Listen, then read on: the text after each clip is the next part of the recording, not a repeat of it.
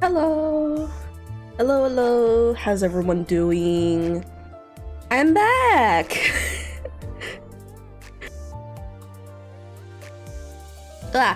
Pardon me.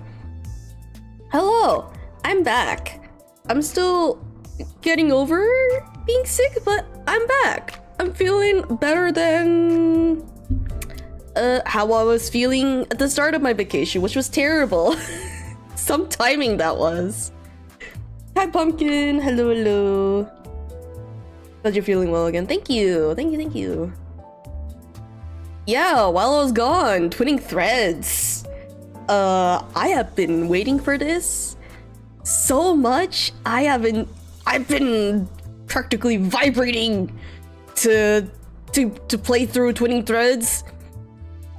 I have somehow avoided all spoilers, mostly because my Twitter got shadow banned for some reason.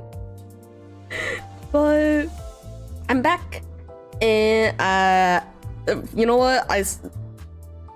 It's a blessing in disguise, I guess, that I have not seen anything from twinning threads except for let's see, when the official Project Moon channel, our beloved director, Kim Jae-hoon, was playing through it. I think it was one of the boss fights. I had no context for it, so that's the only thing I could assume. And that, and people roasting him on Twitter, saying that he's dog shit. So, yeah. Very funny things. But anything else, I have not been spoiled on it, so I'm very excited to get into it. But yeah. Yeah, when I saw these designs for the new identities, holy shit. I love them so much. Like, the design is so cool. It's so cool, just like the clean white suit with the augments that they put on. Oh, it's so cool. It's so, it's just, Also, it's only Ring Falvis Docent.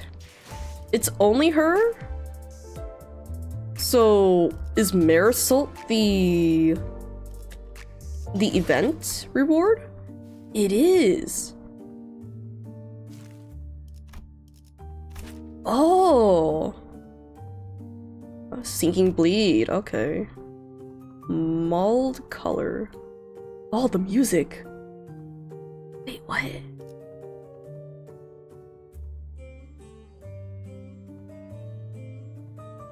Wait, the music's so good, what the hell? Is Oh, Unbreakable, okay.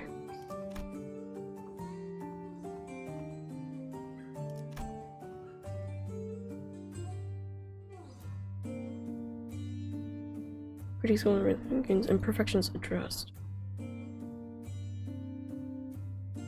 Oh. I love the fastest speed on hit. Oh, wait, this support's so good.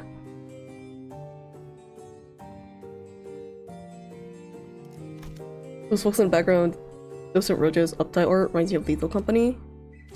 Wait.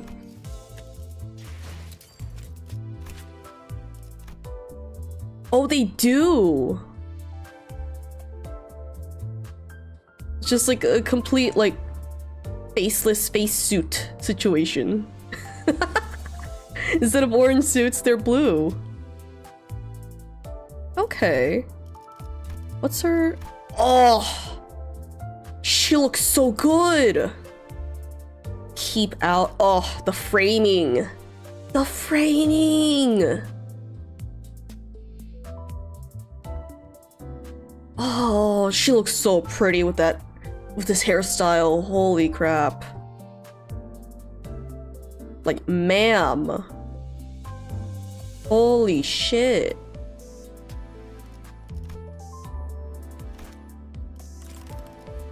Wait, that means I have to look at... back to the nice piano music. No! Let me see it! Please! I want to see the whole thing. It won't let me. Oh, he's still got chains. He's still got chains. They got rid of the belt? They got rid of the belt? Huh. The belt with the chain buckle on it. I can't tell if he still has it or not, but he still has chains. What?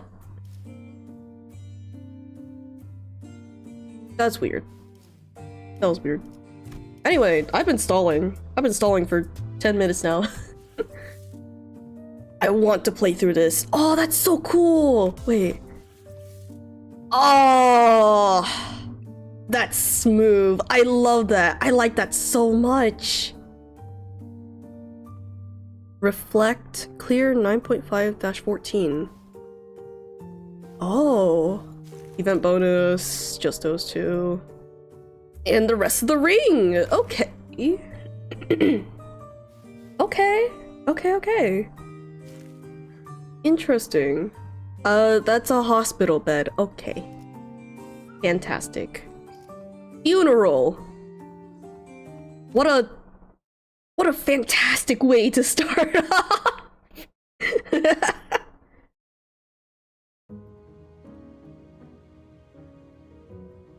A funeral was held for Martin, the LCE researchers today. Oh. I thought I'd see more than my fair share of deaths throughout my journey with the sinners, but never before had I witnessed this many people gather in one place to mourn the deceased together. The unfamiliarity made me feel a bit out of place. Am I doing this right? Most of the sinners seem to be feeling that similar sense of being out of their element as well. Some of them were asking Marisol, apparently the most knowledgeable of all of them, when it came to funeral process and etiquette, all manner of questions for pointers. Expressing respect is the primary purpose. Hand placement and gesture are unimportant if that objective can be accomplished. Hey, where'd I put this? Beneath the third pillar to the right. Can't any of you quit chattering for 1 second? Have you all forgotten the instruction to carry yourselves with solemn propriety that befits the occasion? Cut me some slack. I haven't been to funerals all that much. I mean, I did tell you to read the manual. I even underlined all the important parts for you. Sorry, Ishi. The wallet text was just too much for me. My focus started fizzling out from page 30 onwards.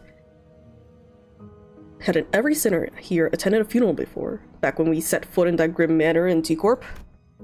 Ah, thou speakest of the funeral held in young Heathcliff's manor, dost thou not? The one bereft of the dead? Bereft of the dead? I mean, Someone had to have died, because there wouldn't have been a property dispute big enough to solve the will piece. Is it the Ifi? Ufi? It's a umlau. Ufi? Association's notarization otherwise. I've said this time and again, but it's just an intentional anonymity to prevent family strife. Intentional anonymity, is it? If the situation was indeed as thou sayest, then there was no helping it, forsooth. Yet, 'tis a pity that the dead wasn't named at their own funeral. The named deceased was... It was Catherine's funeral. She was very dear to Heathcliff. I have thoroughly reviewed the past 5 years' worth of local newspapers pertaining to the matter, yet no such name relevant to the case was identified, manager. It's fine, Clockhead. At least you remember. That's good enough, innit? It had to be the Golden Bow's influence somewhere along the way. Everyone's memories of the event at Wuthering Heights had become warped. The sinners seemed to think that the Golden Bow has always been there at the manor, and that Nellie was coaxed into stealing it by Herman Linton. Stealing it by Herman Linton, in their minds, was now a grieving brother who had been conducting research for his dead sister's sake. Nobody questioned it. Not Don Quixote, not Faust, and every single sinner believed the twisted version of the memory as if it was proven fact.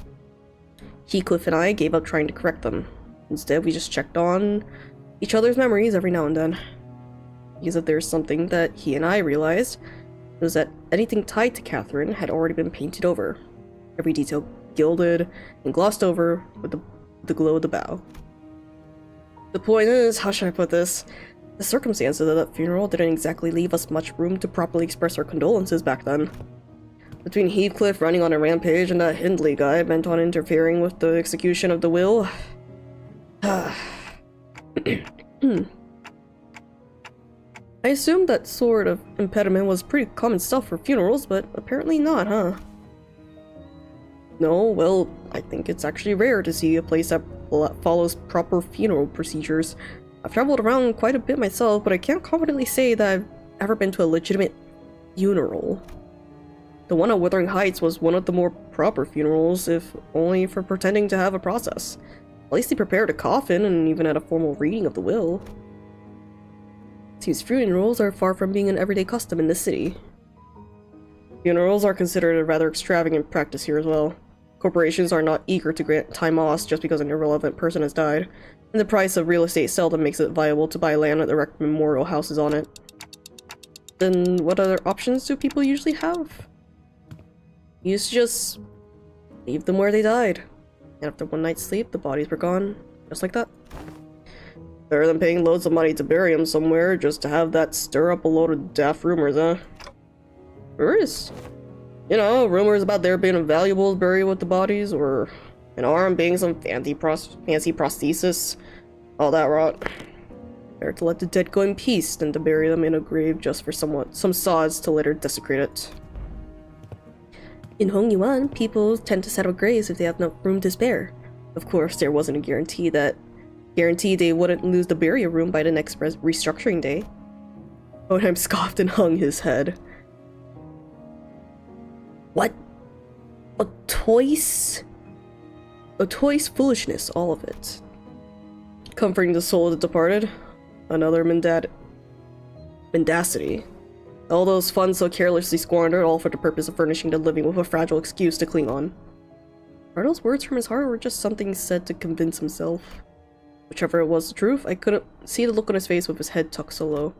The funeral didn't last long. It was just a brief moment of silence, followed by few quick goodbyes that were shorter still. The ceremony came to a close once Alyssa, who was still in recovery, came to pay her final respects. The flames devoured the coffins of Martin and the other researchers, announcing the end of their existence with the crackle of firewood. Firewood! So, I suppose you'll be leaving now? Oh. We're staying until Gregor's stable enough to travel. Dante says we'll remain here until Gregor's condition settles. Gregor came to his senses again a few days later after his unforeseen metamorphosis in the battle against the Thumb Nurse Father. Ooh! Wait, he's awake? He was given a checkup, and Hohenheim said there is no cause for concern. Physically, that is. The psychological assessment turned up disastrous to say the least. Gregor was declared unfit for combat deployment for the time being. So you won't be leaving just yet. Good to know. And I assume you'll be okay with us borrowing Sinclair for a while? Hmm? Me? Yes, you. The LCE wants to look into the sign you manifested, Sinclair. The higher-ups didn't waste a second green lighting the project, which means what I'm telling you is more a notice of investigation than a request for permission. Huh? What investigation? What are you... It's just a rather rudimentary instance of human experimentation. Calm yourself. Human experimentation?! Do you really have to put it like that, boss? Not to worry, Sinclair. A swipe or two on your skin and maybe some talk therapy. That's all there is to it. Of course, if you had your consent, the avenues of research could be vastly... No, I'm not giving you my consent! For your reference, the other departments have also submitted some quite enthusiastic requests for research and observational purposes. Oh, you have no idea. We had to get Boss to fend up the LCA's Mirror World Observatorium department and their hissy fits. They wanted to be the first ones to get their hands on you and spearhead the research, you see. Haha. And had we allowed them, they'd have kept you a good few months before letting go, so the least you could do is thank us and be a good boy and cooperate. Ah, just in time. Our researchers are here. Alyssa waved at the researchers who were filling out the funeral hall. Oh, who were filing out of the funeral hall after paying their respects. It wasn't long before Sinclair found himself surrounded on all sides. Wait, I'm perfectly capable of walking there on my own! So just don't run any painful tests on me! Of course. Stay strong, Sinclair. You can do it. Ganbatte. I see so. All I could do was offer an unspoken encouragement to Sinclair, who sounded ready to collapse into full-blown panic any minute. What about you? You not going with them? Oh, it's back to the long-term recovery ward for me. I always thought scientific research was the one thing that flamed my passion. But the recent events having introduced me to the merits of paid sick leave, I realized that time off beats research projects. Time off beats research projects in my book. Marginally. Enjoy it while it lasts. I highly suspect that every request for PTO submitted by our department will be rejected for the rest of the year. Well, it's true. Your average corporation doesn't get more than a week off a year. As soon as Alyssa trudged off with her dragging steps, the researcher seized Sinclair and carried him away. Alright, we should get going too. Oh, do you all have somewhere else to be? Well, I thought I'd go visit Gregor. I'm worried about him. Got something I said I'd help with. Gotta be there for it. I'm going with Sinclair to get some rest, and also to keep an eye on the researchers and stop them if they try anything fishy with the experiments. Let me know later if you need anything, Dante. The sinners fanned out in different directions. They seem to have their own errands to run during our stay at the LCE. Everyone's busy with their own thing. The only ones keeping me company were were Ryoshu, who'd been filling the air around thick with cigarette smoke, and Don Quixote, who was sniffing and asking around at every corner for Vespa and in a valiant request for the new color fixer's whereabouts. House was here too, staring blankly into the air. Is she assessing the Gesellschaft? Is she assessing the Discord call? The Discord call that called her Idiot Faust? You seem to have some time to spare, manager. As I stood there, wondering what I should do next to pass the time, Hohenheim, who had apparently finished tackling and signing the stack of papers, walked over to me. This makes things rather convenient. There is something I had intended to discuss with you and Senator Ryoshu, a matter that requires your assistance. What kind of assistance? Waka o says Clockhead. Wait a minute, did Ryoshu just step in as my interpreter?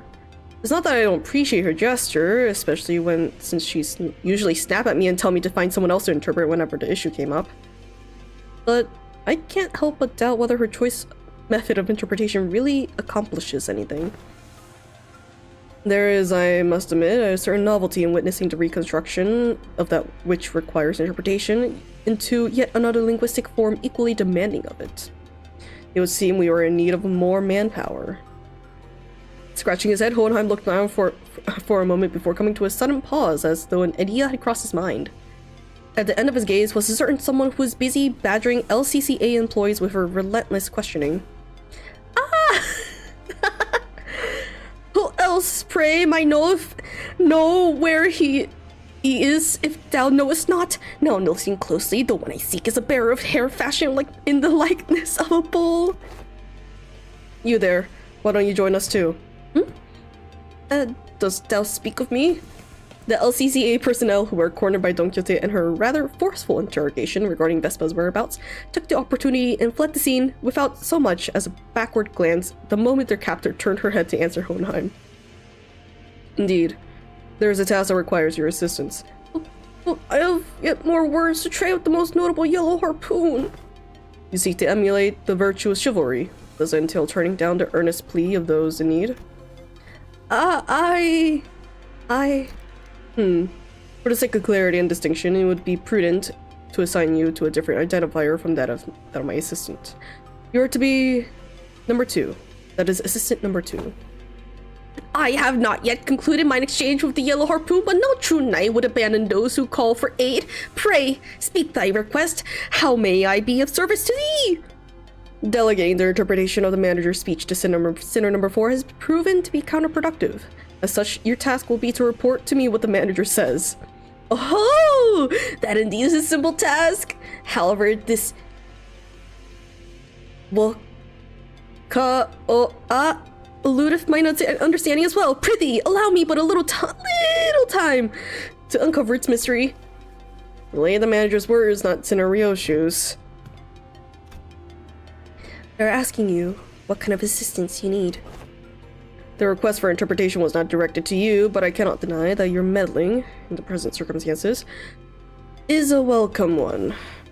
It was simply the irrationality and inefficiency of your suboptimal staffing choice and workflow have become sufficiently unbearable. Faust hopes this was not some skillful scheme devised to elicit Faust's cooperation. In any case, manager, this request of mine concerns an investigation to the back doors located in the House of Spiders. I deemed that the two of you should be the ones most familiar with the structure and layout of the house. After all, you were the ones monitoring the entirety of the 5-pronged assault operation, and so number 4's familiarity does not bear repeating. Do we go to the House of Spiders right away? She's just... O-S-R-A. You have assisted enough. Perhaps you could help Faust.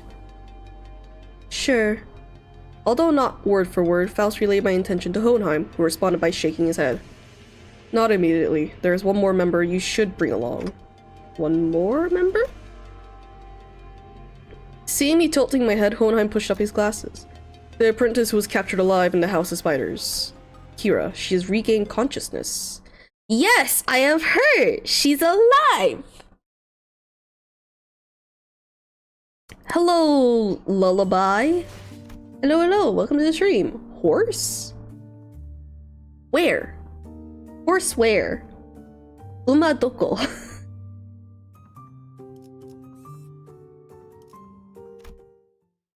Horse where?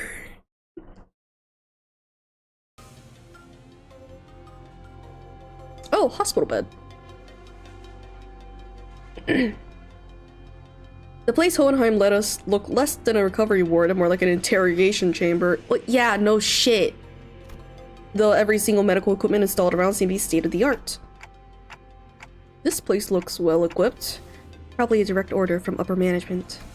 Although technologies to restore lost body parts are common enough in the city, a facility of this kind is required to preserve the original form of her lower body in the reconstruction process while keeping the cost reasonable. Reasonable, huh? Do I want to ask how expensive the other options are if this counts as reasonable?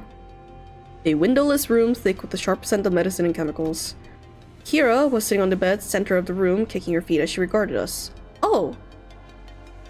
Her hood's down, and the giant-ass scar in her torso. For someone recovering from bisection, she didn't look much different from how she appeared. She'd appeared when I'd seen her through the sinner's shared vision. She was captured alive for the extraction of information, yes? How far along is the progress of the extraction? Hasn't yet begun, actually. We're waiting until the lines of information that warrant questioning can be isolated. So far, all available personnel have been fully engaged in analyzing the documents and items discovered in the House of Spiders. Then what's you even doing here? There is work to be done contingent upon information obtainable only from a recent inhabitant of the House of Spiders. And following a discussion with upper management, I have decided to put you to use as the company had originally intended. No TV, no comic books, just a super prickly gear and a cool shoulder whenever I ask for something to pass the time. And now you still need my help, huh? Give me one reason why you should cooperate. Hohenheim didn't so much as switch an eyebrow at Kira's biting tone. He merely gave her a nod with a steely, imperturbable expression.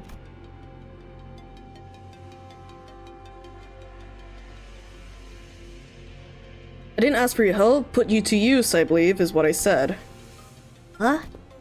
Your survival is not incidental, it is the result of a calculation. The company anticipates a potential profit by keeping you alive. Expect a gain, as the term goes. Without such a forecast on the company's part, you would have already been disposed of. The upper management consists of people who would be disinclined to tolerate the daily maintenance and the depreciation costs of this room, even at half their current numbers. Which brings us to our next point. Should you insist on maintaining this uncooperative attitude, the company may decide to convene a meeting to reassess your worth, or shall we say lack thereof, in its projected income statement. Well, suffice it to say that such a reassessment would skew heavily against your favor. The outcome would be a recommendation for immediate disposal. When I'm always at a worry of words like a prickle and sting. Of Kira, it was almost as he traded the visual thorn off for a sharper knife, intent on twisting it right where it hurt. I'm dead meat as soon as my usefulness runs out anyway. It's not like you're gonna let me live after all. I killed a bazillion of you guys. Huh. So you anticipated some form of corporate level retaliatory response against your person. That is indeed a curious line of reasoning. But I must tell you that unlike your typical backstreet syndicate, such as the Middle, corporate entities of the city tend to avoid choices that may incur losses. The value of the information that could be extracted from an apprentice of the Middle, and the combat prowess honed under the tutelage of a great brother of the Middle, these two considerations are likely what increase your value in the eyes of the company. Huh, y'all got zero self-respect, huh? You should consider yourself fortunate. Huh? The heck are you on about? Other companies will not solicit your cooperation by means of verbal exchange. Your interrogator would simply open your cranium, harvest your brain, and extract any and all necessary information without going through intermediary steps such as this. Even without resorting to such methods, the range of available means to compel the disclosure of information is practically limitless. Truth serums, hypnotic suggestions, electrical shocks and simulations, and of course procedures utilizing distortions and abnormalities. That being said, the LCE department prefers to distance itself from such uncivilized approaches that may entail complications and after effects. I do hope that we share a similar predilection?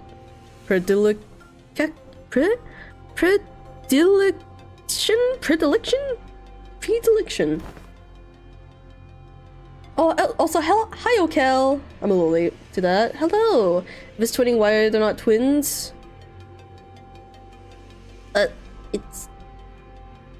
It's mother and daughter.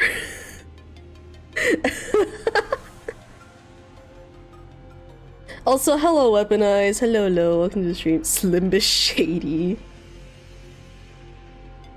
You're so freaking annoying, you know that, mister? The feeling's entirely mutual. They're twins? No. Mother-daughter.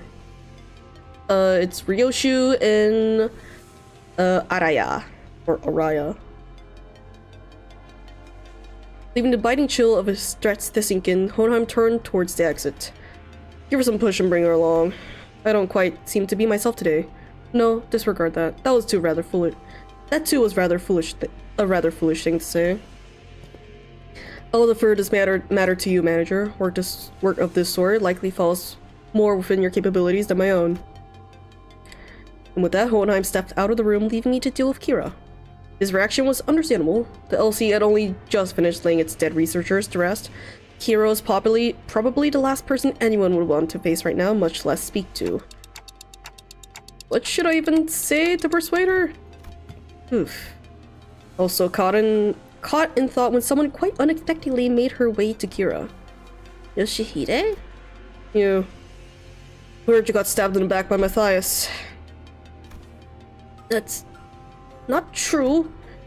Papa wasn't landing a fatal blow unless he cut through me too. That's why he did exactly that. To aim for an enemy's head. An enemy's head! Ah. Besides, he made the right choice. A little sacrifice ain't a thing in a family. Family, coming from him. A middle mutt thrown out of his kennel. Doesn't it sound ridiculous even to you? That's...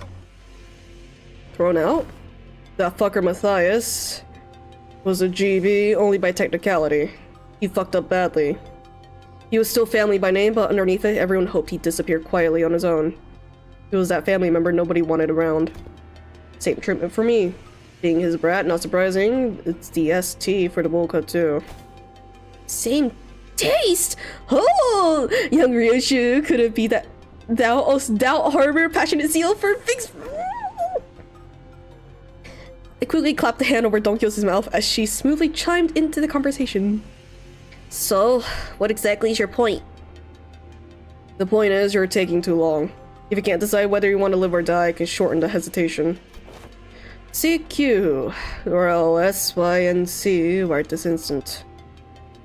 What does that mean? Cooperate quietly, or I'll snap your neck completely right this instant. SYNC isn't such a bad way to go if you're keen on taking that loyalty act straight to the grave. So crappy. Whatever, I get it, okay. I'll talk if that's what you want so bad. That actually worked? Fixers that go out in a blaze of glory aren't actually the strong ones. It's the ones who survive. The ones who live to see another day and keep getting stronger.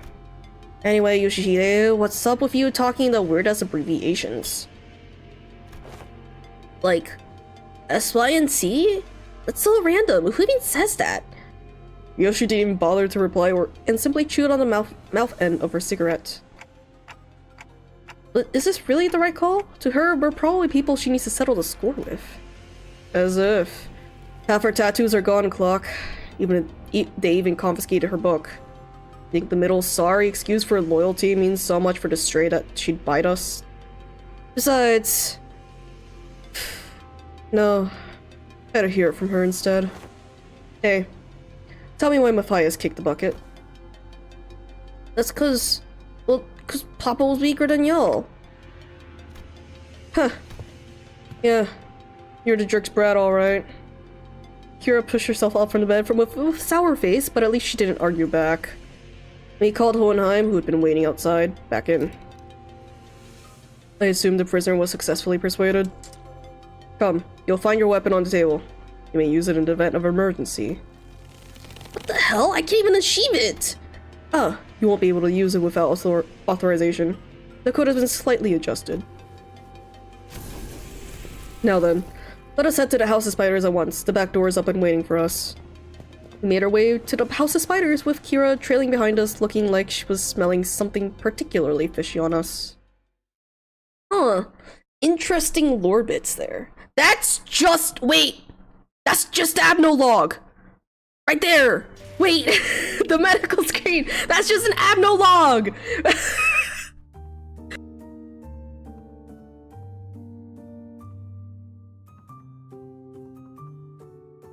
That's just an abnormality log for like for one of the tools.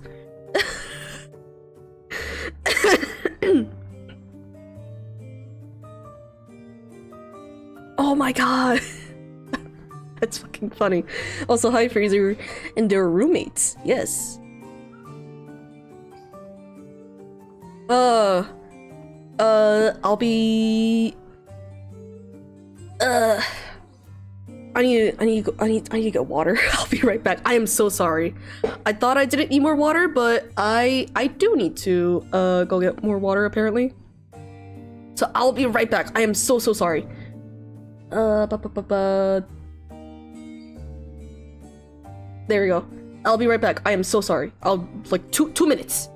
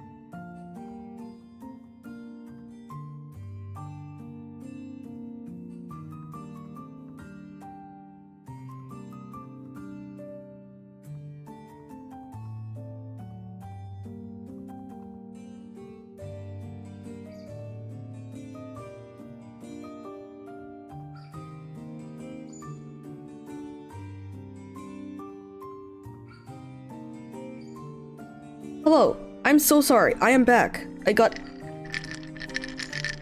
ice water. More like iced tea, but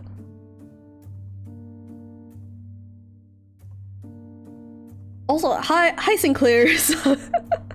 So sorry to leave you hanging there. The timing was really unfortunate. Hello. I really want to learn the guitar taps it is. Yeah! It seems like a really nice duet you could probably play. Ew, tea? It's very funny because I had coffee before this. I enjoy both though. Isn't ice water just a glass of water? I mean...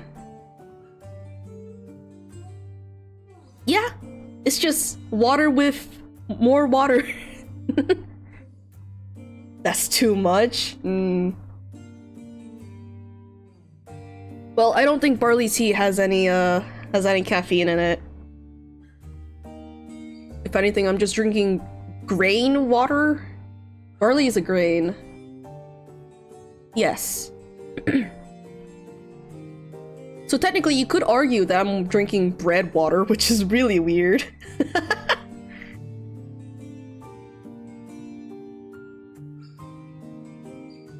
Solid water is basically a rock. Also, oh, wait, it's the bus. Wait, it's just the bus. Whoa, wait, it goes up. Whoa. And it intertwines and it... what is this? What is going on? Whoa. Edible rock? Yeah, exactly. Edible rock. Cannot deploy my man. Okay. Okay. Alright, let's see here. For extra, and then he has to be this guy. I can bring support.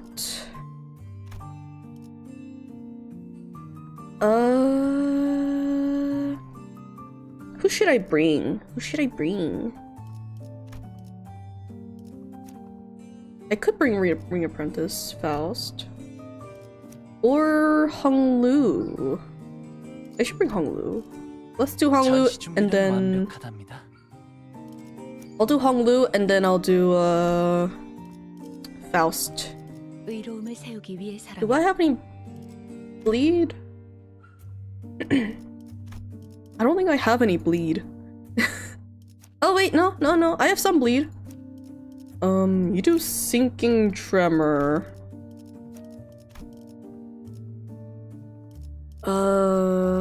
You do bleed. I mean, you also bleed. You don't really do anything. Your burn.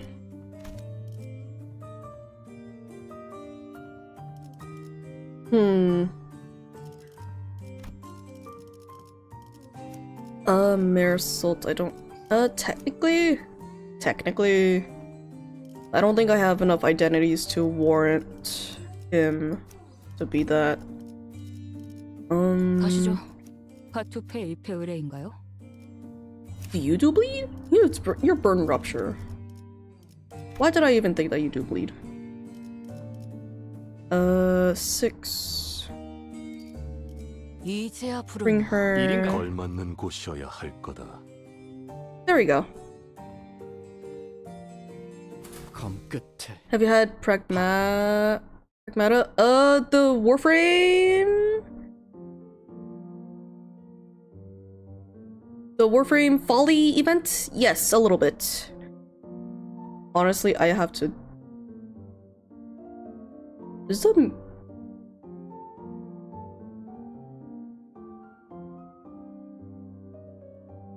The piano's a little distorted here. Like, it's a little off tune.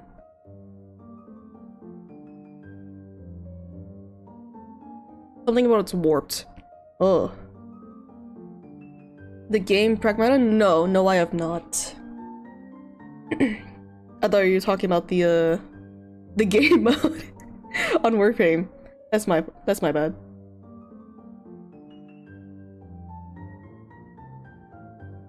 Only a few days had passed since our last visit, but the place looked markedly different from what we remembered.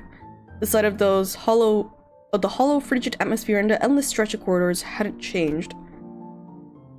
But Callisto's so-called artworks were now covered in white sheets, and unfamiliar devices were affixed all around the back doors.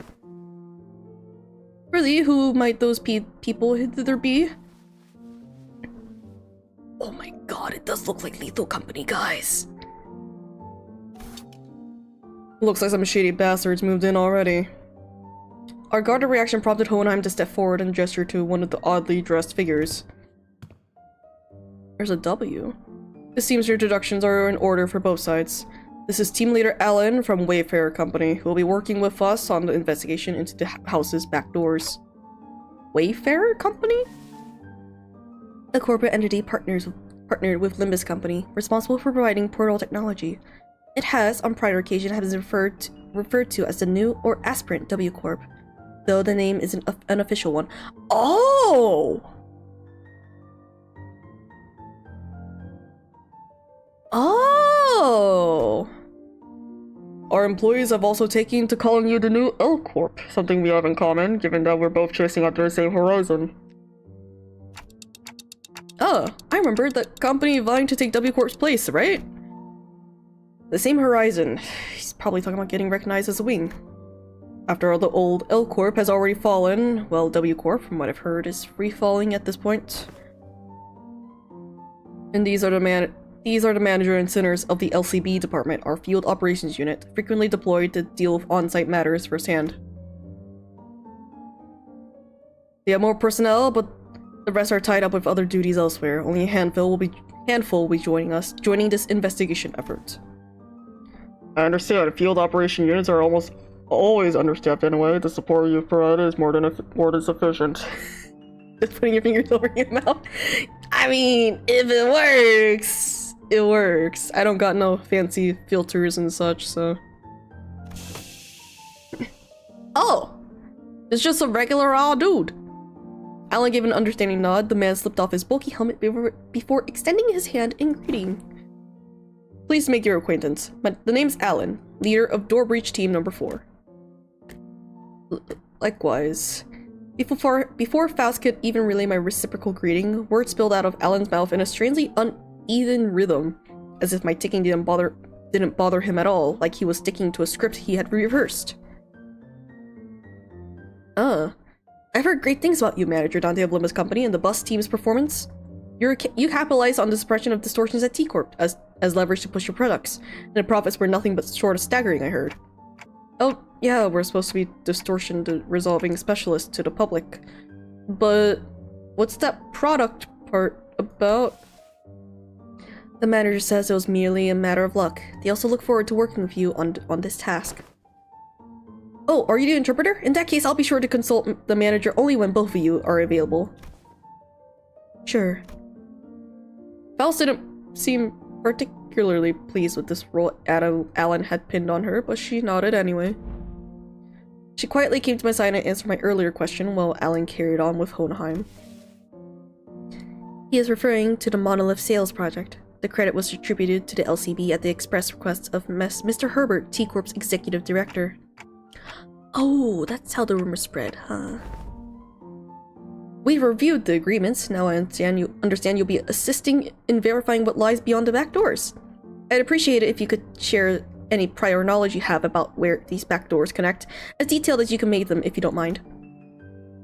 Hohenheim fixed Kira with a pointed look. Though Kira responded by defiantly cocking her head in a show of irritation, she still gave up a sliver of the information she had.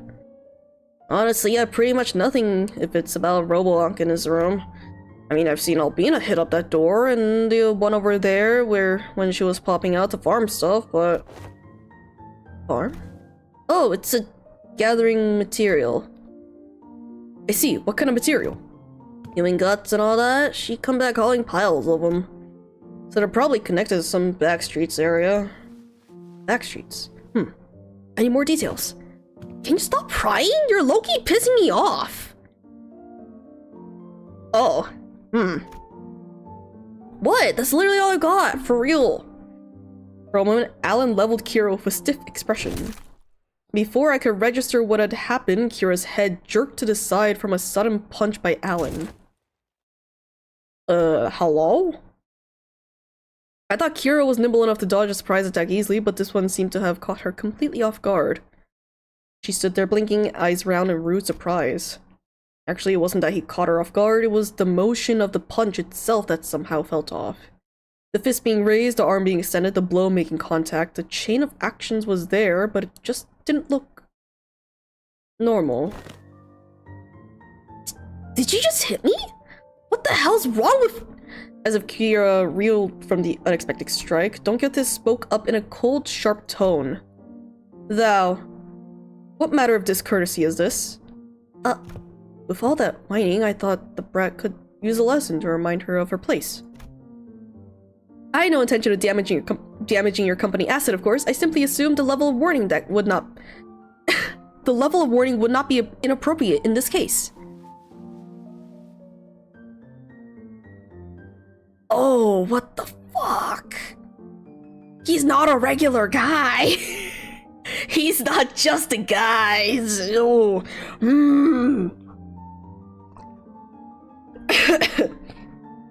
There's all sorts of shit to unpack from that entire interaction there. Oh.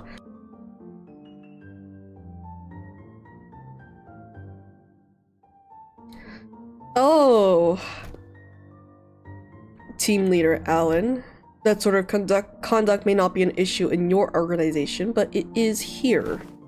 Should it happen again, do understand that we may choose to terminate today's joint engagement without delay. My apologies, I'll keep that in mind going forward. Alan stood down without arguing back, but Kira looked far from satisfied from how Hohenheim handled the situation. He gets to stalk me in the face and walk off scot-free? So freaking annoying. Fortunately enough, her grumbling didn't escalate into her lashing out at Alan. That punch just now, though. What was that? It exhibited behavior that defied the standard laws of physics. Presumably a form of technology utilized by a Wayfarer company. Let's resume the task at hand. Sinner Ryoshu, give team leader Alan whatever information you have. That door should lead to one of the ring-protected turfs. The other two on the left. I remember they were marked with an X painted with blood. But I have no idea. Ah! I, H, and I. Where they actually lead. It's all blurry. It seems that's all the information we can provide. Would that suffice? We now know that doors likely connect to a perceivable area. That's already a big improvement in terms of intel for Wayfarer Company's backdoor mapping process. Which means there's less chance of encountering a space beyond human perception past these doors. Alright. Then, I'll proceed with connection verification. Which door shall we test first? We'll start with the one Sinner Ryosha mentioned. Huh, you don't trust me at all, huh? Then why even bring me along? Ignoring Kira's job, Alan began setting up various devices on the door, and soon an elegant white door opened before us. Shall we? Art thou joining us as well, young Hohenheim? Just this once. There are procedures for handling overfield operations. Okay, let's see what's in there. Oh! We're just right into it, huh?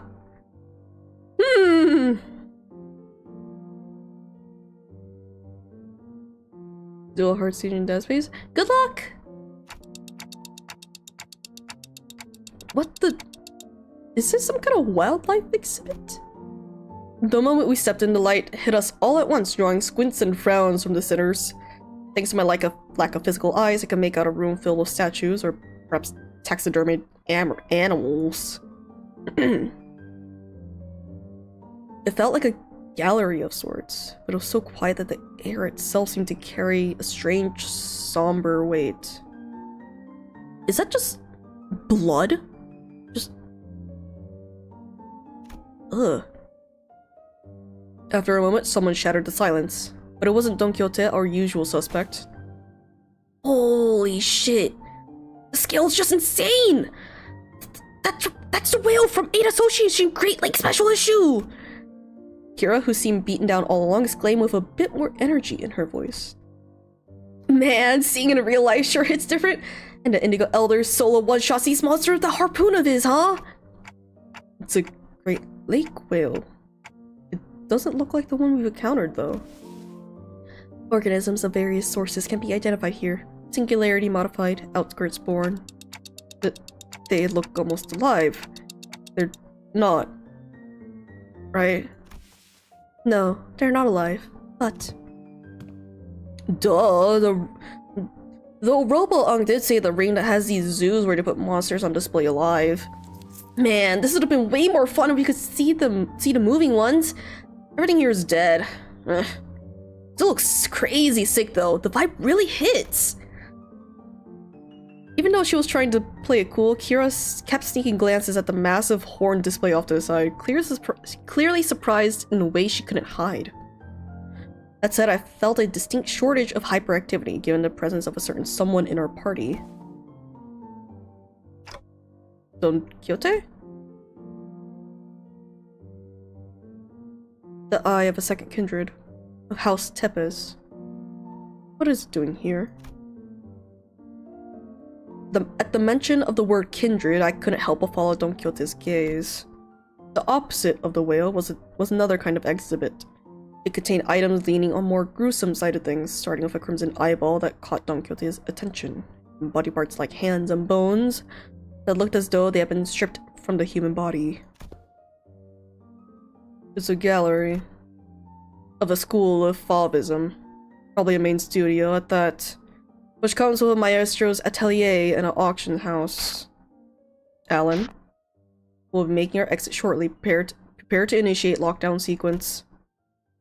Before Hohenheim could finish the urgent transmission, numerous footsteps closed in from somewhere nearby.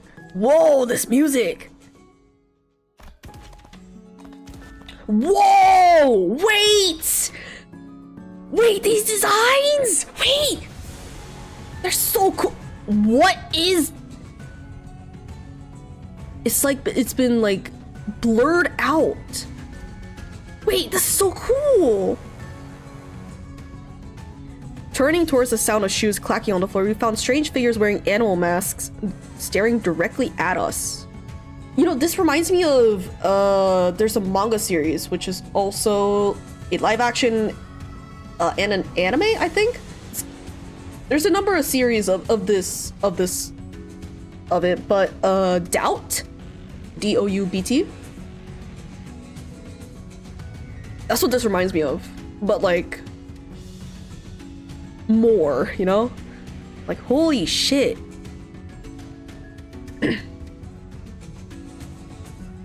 This is so cool though! Wendigo, yeah!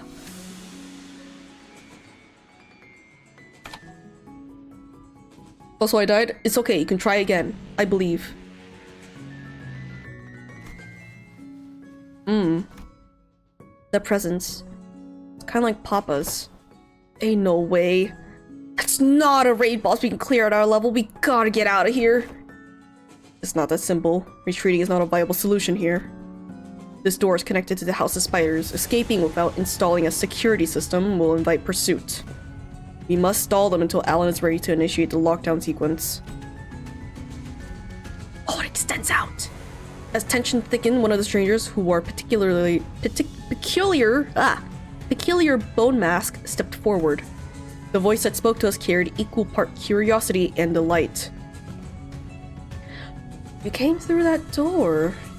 Then the house's fall wasn't just a baseless rumor. A stray little spiderling fallen from her parents' web. How many years has it been? You. Who are you? Ah, right. Makes sense that you would fail to recognize us. I used to wear a different mask back when I used to visit as your tutor, didn't I? A wolf, if memory serves, right? Yes.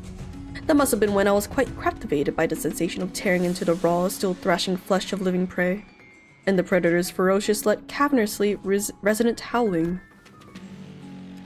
Rings a bell. You're that maestro whose whole lesson was a 3-hour sermon praising the intensity of primary colors and the strength of living creatures. Benoit, was it? That's right, Emile Benoit. And they say you can't hatch a phoenix from a chicken's egg. Doesn't always apply, I see. Looks like that mind of yours is still sly as a raven, unlike your nurse father's. Don't presume. I only remember you because of the tactility of hides and guts. Made for a passable AW. At first glance, it looked like Ryoshi was casually taking a trip down memory lane with the maestro. But I had a feeling she was in fact dragging this out on purpose to buy us time. That lockdown sequencing, how much longer till it's ready? Young Hohenheim, the lockdown sequence.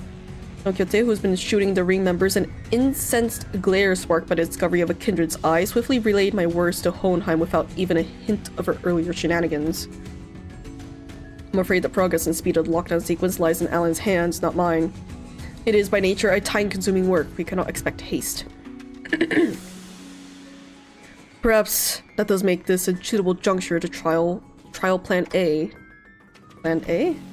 Any suggestions that involve Don Quixote removing her shoes will not be dignified with a serious discussion. Instead, maybe what Hohenheim had in mind had nothing to do with Don Quixote's shoes, because he opened his mouth as though he was about to retort Faustus' categorical rejection.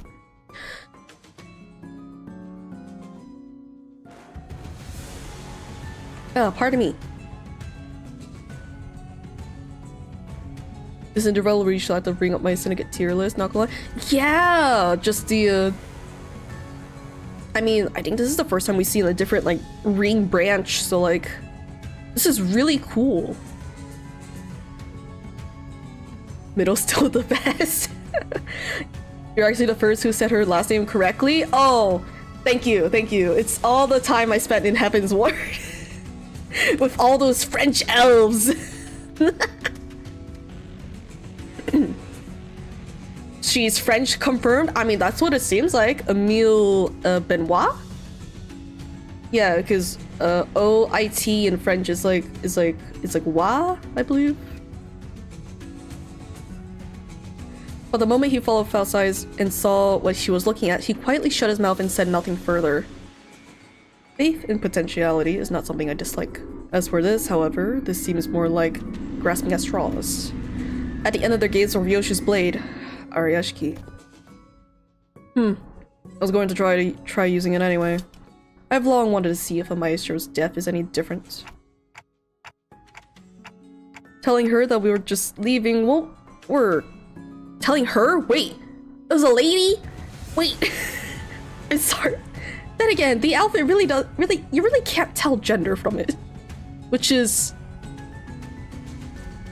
I think is the point. It is also really cool.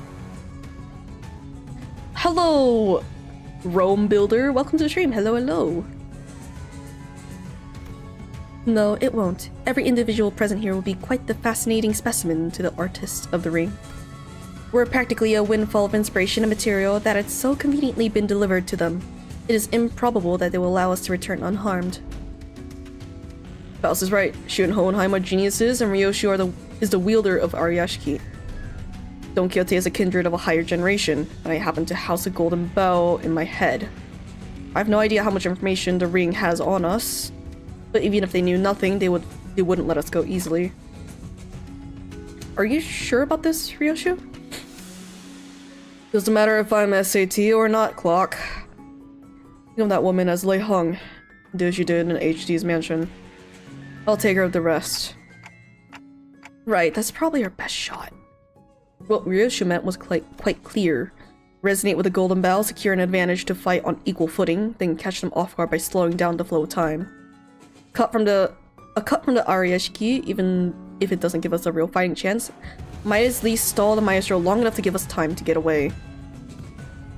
The floor of this exhibit only houses submissions from students and docents. But if you look closely enough, there are some passable ones that show the promise of excellence. And above all, this is the gallery of the School of Fauvism. And mine. The gallery of Emile Benoit. Which is why I would have preferred to take you for an unnecessary fight if possible. A shame. Still, we're talking about a unique relic here. A masterless one at that. Acquiring the Ariashiki still makes it worth the cost. If you want a taste. Oh. That's a new face. Confusion flickered across Ryoshu's face as she tried to unsheath her blade. What's the matter? How? The lock the House of Spiders used to bind the Ariashiki no longer exists. So why can't I draw the blade? Now, that's unexpected. So the rumors of you mastering that relic, were they false? The maestro only gave a loose swing of her arm, but it was enough to make Ryoshu recoil. A shadow of surprise crossed her face. The wound looked like nothing more than a light gash, yet the maestro's contemplative gaze shifted between the blood on Ryoshu's arm and her own as though the attack had been an experiment to prove a hypothesis. It wasn't hard to guess what she was thinking. Noticed, did you? I had my doubts from the moment I saw you today. Was the House of Spiders a success? Or a failure? Tell me, Yoshihide. What do you think a serpent's defining strength is? What are you on about now? Ask any student, and they'll get the same predictable answers. The deadly venom, the sleek scales. Lies lamentably disappointing. The maestro advanced toward us with an assured certainty, then sees a beige thread dangling from the ceiling. No, calling it a mere thread would be wrong. It was something that resembled a thread, yet felt much more disturbing. I, for one, have a particular liking for the jaw and the spine. The flexibility of the spine linked like a chain, and the jaw bound not by bone but by ligaments that allow the animal to swallow its prey whole. Perhaps I should have said that I admired her structural refinement. Pardon me. The thrice-coiled ring on her finger gave off a cold glint, and the walls and the ceiling suddenly began to echo with sickening squelch and crack of flesh and bones assembling. What the hell is that? Which brings me to ask, What a better way to claim this delivery of promising material with a single bite than a work of art fashioned from a snake. The maestro plunged her arm into the long serpentine body of a monster. Her sheer presence radiated a pressure as oppressive that of the nurse fathers, only more primal and untempered. Consider it a privilege. This is the first time this piece has ever been exhibited to an outsider. Hohenheim, is the lockdown sequence still not ready? 1 minute to go, step aside. The attack from the Eagle Gear Hohenheim hastily brandished that didn't even last a moment. The weapon was knocked from his hand. Oh, fuck. As I scrambled to equip the sinners with their identities, something abruptly stopped the beast-like appendage midway through its hurling motion. Whoa! And the one who intercepted the blow. Shit. Holy shit! Whoa! Oh, they added more teeth to it. It was Kira, struggling to push back against the serpentine arm with her still sealed blades. Kira? Did she suddenly have a change of heart I wasn't aware of? Shit, this wasn't the plan at all. Obviously not, she couldn't have changed her mind that quickly. Because the look on her face couldn't be anything other than that of utter regret. The middle. For someone who doesn't seem to be a proper member, you inked quite the quantity of tattoos on yourself. Ah, you must be the new kid Matthias took in. Why do you stand in my way? Fuck if I know, I'm already regretting it, alright? Damn it, they're deaf. I'm gonna ditch me here. Why did I even... Huh. Must be instinct taking over. Couldn't fully shake off the opponent's killing intent, so the body chose to clash head-on. Well, the behavioral facet of the psyche can be controlled with suitable training. Unexpected data, but useful to be sure. Shut up, mister! Quit yapping and let me use my blades! Authorized and ready. Lifting locks, now. Kira's thermal weapons emerged from their sheaths with a metallic clang. She used the recoil of the motion to skip back and assume a defensive stance. Naturally, that broke Benoit's arm from deadlock as well. The maestro lashed out again with that monstrous limb, but... Huh? 'Tis a foul injustice to strike against an unprepared opponent in a duel. Behold, for I shall allow thee a glimpse of the badass form the only most renowned of fixers have displayed through the ages. Seeing an opening, Donketis slammed into the arm with her full might, knocking it off of his trajectory. Predictably, however, the sheer force of the maestro's attack instantly reduced her to a red sludge of flesh and bone, sending her remains crashing into the floor. Oh. Ready to initiate lockdown sequence, I'll seal the door immediately upon your exit. Everyone to the door. Faust, retrieve the organic remnants of sin number 3. Faust made her exit with what was once Donka did. The students of the ring surrounded Kira, barring her way out. A hollow chuckle slipped out of her lips. Called it. For real. This is exactly why I didn't want to get involved. Taking Kira back with us would mean having a sizable force of the ring trail right behind her through the door. Kira, too, seemed to have realized the risk that no one in their right mind would want to take. She lowered her head in defeat, as though she knew full well the fate that awaited her. Such a dumbass.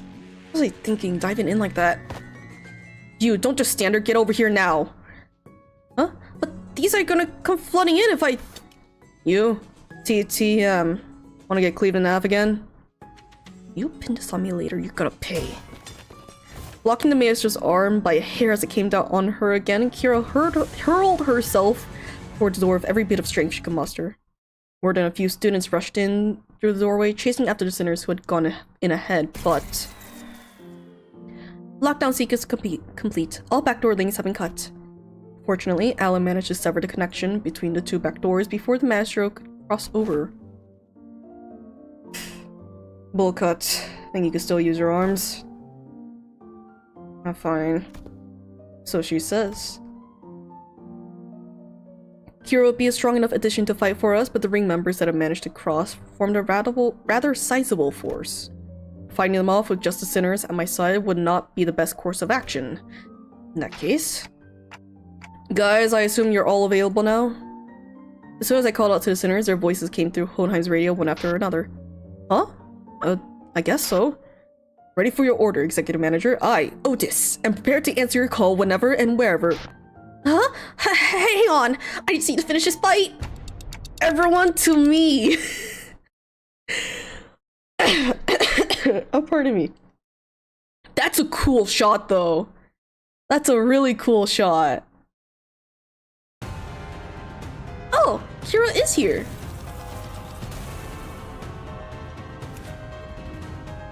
Oh, 65.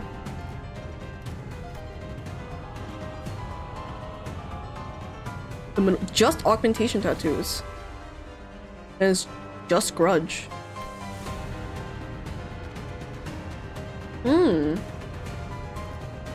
So technically, you could run middle team with her.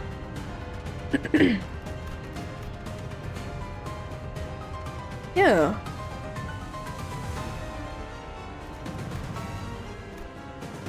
Fervor. Okay. Just how long is that snake? Probably pretty long. Pretty long. Falvism. Bleed sinking. Okay. Malt color blue. If the middle uses their tattoos for self-augmentation, does that make the ring's tattoos more brands that when forcibly applied weaken their enemies? Ah. Pardon me. More sinking potency.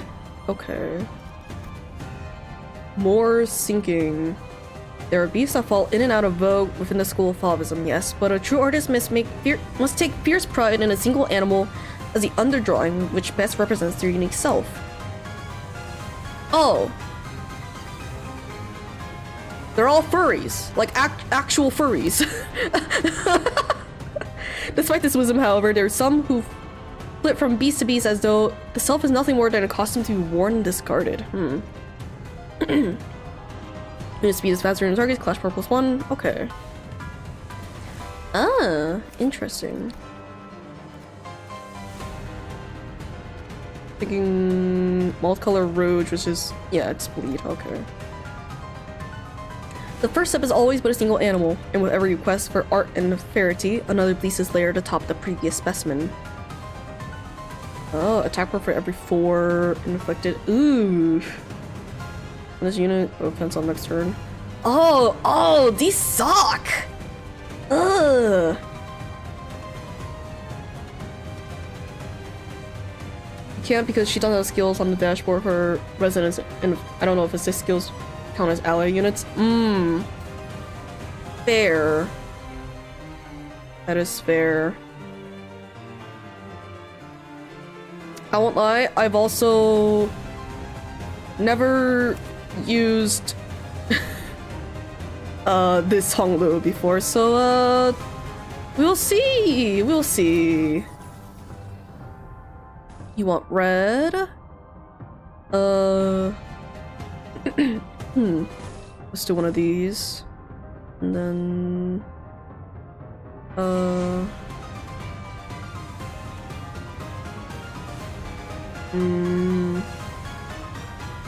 on use, okay. There we go. Is he leveled? It is he's support unit.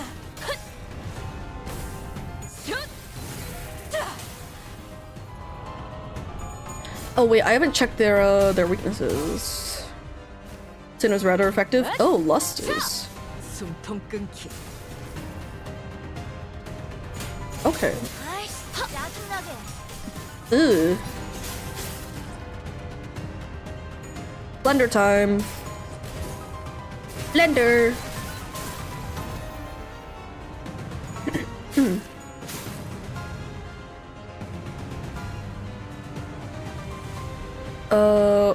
What did I need to check? I need to check something. Yes. Blunt! And it's gloom and lust. Gotcha.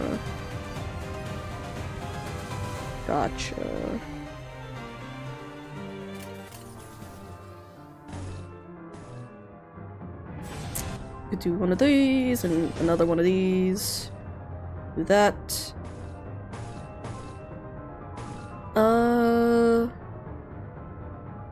No, not yet. Let's do this. Get him, Faust. Nice.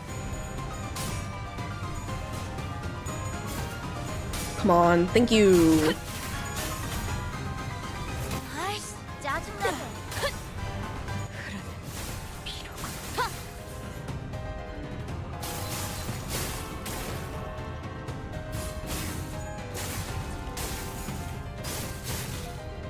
Nice. Kira, please. Thank you.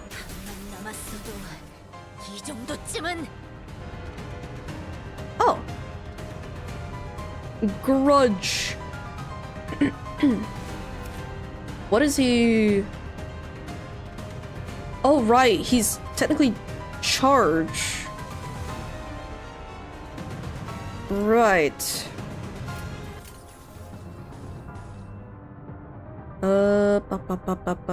Let's do one of these. And then we could do that. Or we could... Oh, well, that makes that dominating, so you know what? Yeah. 1, 2, and what side?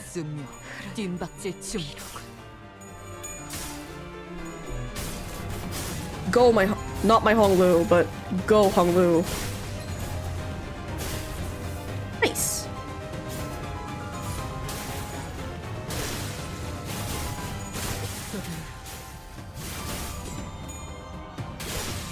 Nice.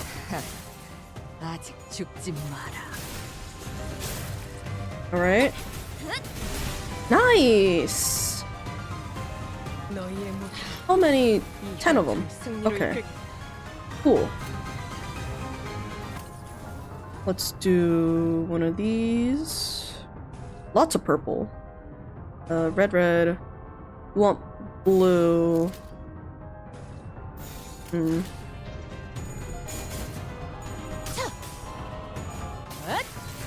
Doesn't mean Otis is... will work on him?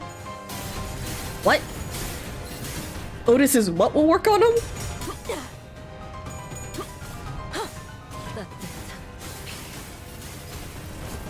Okay, nice.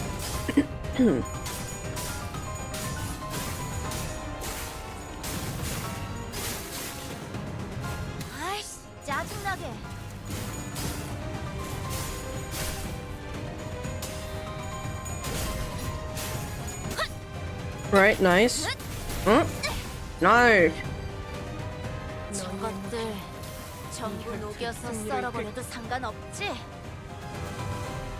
Totally badass ass kicking.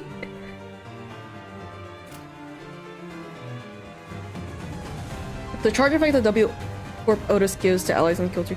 Oh, maybe it is considered unique charge. It tracks the same way as normal charge does to affect a reduce charge potency and count. So yes, it would. I think, yeah. I think it would work. And then you want red.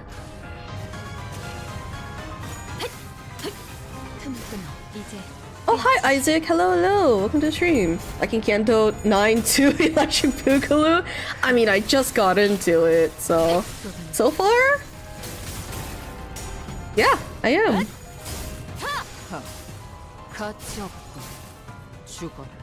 Back what I miss? Nothing much. Just, more ring members to beat up.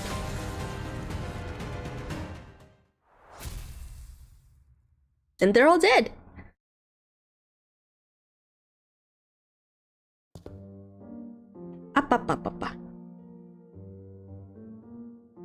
It's only the first door and the impediments are already beyond expected levels. I swear, I thought that was it for me back there.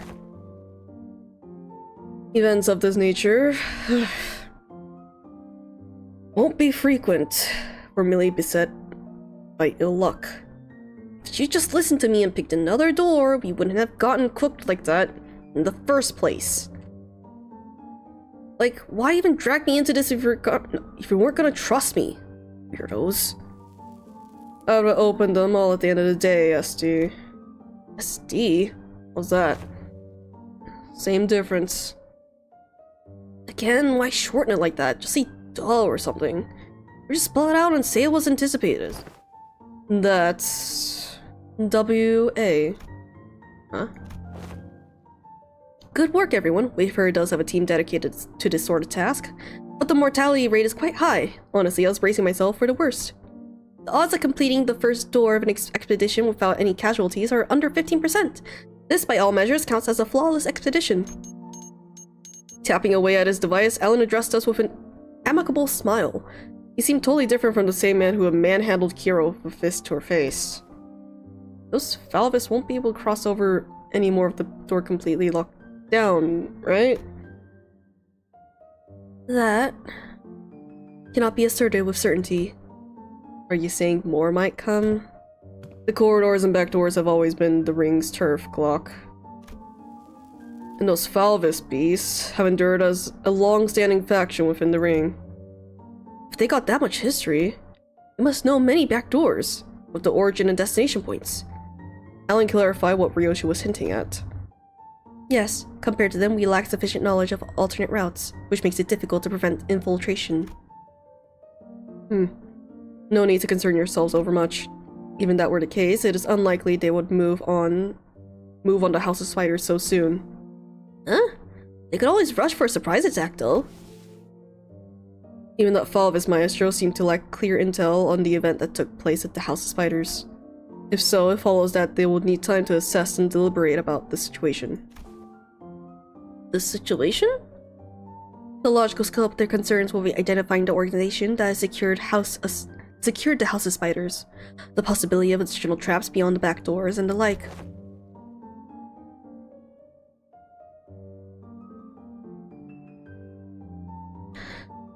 Once all backdoor-related procedures tied to the House of Spiders are completed, the resulting security framework should be able to preempt and block any infiltration attempts. This operation is more important than I thought. That aside, why couldn't I draw the blade? Is it the new scabbard's fault? Ryoshi lifted his sheathed sword with an irritated frown. That's when I felt a faint vibration. The blade was twitching ever so slightly. The quivering most faint seen by all, indeed. Damn, I saw it too! Is it possessed or something? Looks like I wasn't the only one who saw the sword twitching, as though it wasn't pleased at all with how Ryoshi was talking about the scabbard. Ryoshi's gaze lingered on the sword before slowly shifting towards the back doors. Could it be that seeing the scabbard brought back some memory of Araya? Ryoshi, do you... Is it an SS? A demon edge? An enchanted blade? Which is it? It's probably neither of those. Nor is it a sentient sword. This presents a fine opportunity to conduct another experimentation of the sword. Excuse us for a moment, Team Leader Alan. Please feel free to go ahead. The attack just now damaged some devices, so we're gonna have to perform some maintenance before continuing. There's plenty of other work for me to do while you're away too. Are we to return to the headquarters research facility then? No, that won't be necessary. There's a facility here that should prove more than adequate. Oh, I see. 약지에 감긴 세 바퀴의 반지는 마에스트로가 되기 위해 인정받은 세 가지 작품을 뜻하죠. 비록 지금 제 작품이 만인의 신금을 울리지는 못하더라도 여전히 반지에 부끄럽지 않은 작품을 선보이고 있는 것 같네요. I was not expecting that sound effect. The fuck? Oh, pardon me. This intervallo made so Kanto and I got downgraded into an intervallo in my view, and this is the actual Kanto? Okay, how much is there in this intervallo then? Holy. This is more tying loose threads. I mean, I can see that.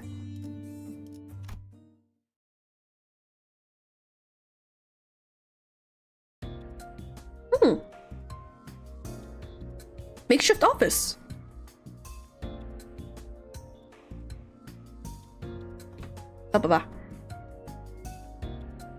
Hohenheim brought us to what looked like a research lab, lined with cables, rows of screens, and diagrams full of complex symbols and shapes. Didn't know there was a place like this in the House of Spiders.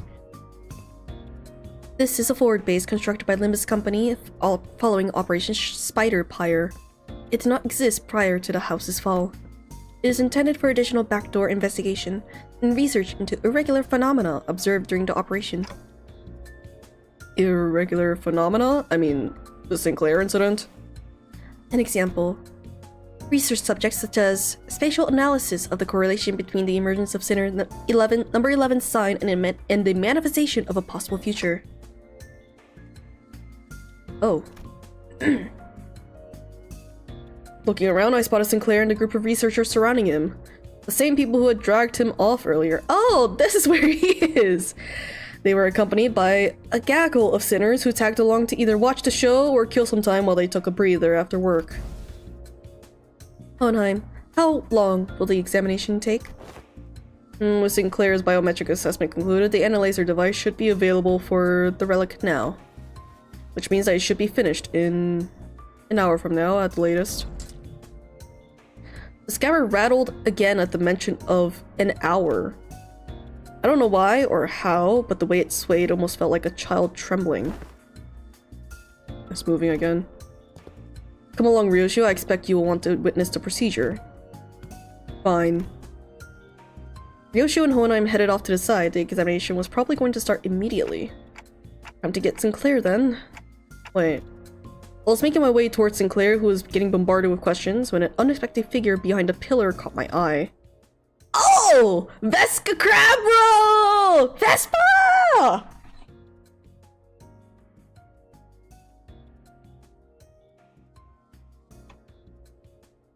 Ha-pa-pa-pa. I wish the operation was named Water Spout.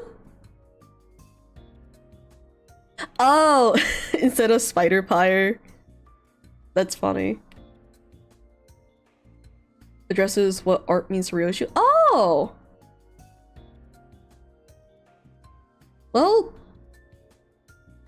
Well, I guess I'll see then.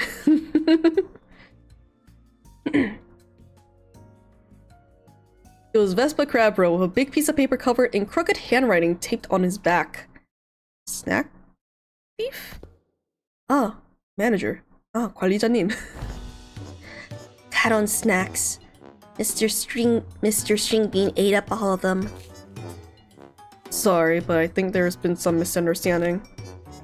Berg, kick his ass. Not only is this matter not worth pointing fingers over, but Karen also shares some of the responsibility for leaving them out on the table unattended. Still, I would prefer you exercise more care next time. Or you'll put me in a tough spot. Understood. Karen. Karen, super silky mode engaged. Not talking for half a day. Deploying super past bitter candy. Beep beep. Mode disabled. I'm not sure if this is an appropriate request, but may I remove the paper from my back now? It's a little inconvenient for me. Karen forgives this time. No matter. Next time. Next time, no mercy. Best make sure she doesn't listen to that radio channel again. Virgus looked on with an inscrutable expression as Karen peeled the snack thief sign off of Vespa's back. Make sure to remember this, so I don't have to think I'm burning through what little candy chance I have left on such trivial nonsense. Thank you. Vespa gave a polite thanks, but he was already picking something off another plate and stuffing it into his mouth. Wait a minute, I was saving that for later! I assume you're being picky. Well, now you know. Yet I still see you gobbling up my share. He took my snack, Berg. Kick his ass! Rodion Romanovich. I'm aware that half of the total snacks budget allocated to each sinner is being funneled into your snacking expenses. And now you're raiding the LCE supplies as well? Chill. That's how it's been agreed upon, okay? Besides, that's that and this. That's that and this.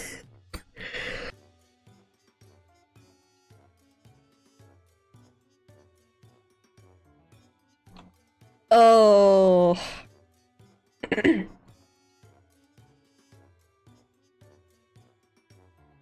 Of course. The lines on Virgilus's brows looked deeper than usual today. You good? I mean, I've been coughing a lot for the past couple days, so I've been trying to stay hydrated.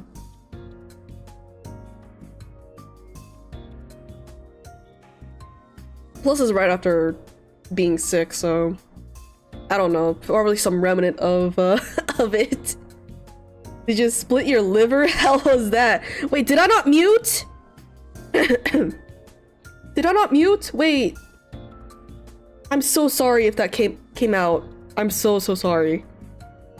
I've been trying to mute myself every time.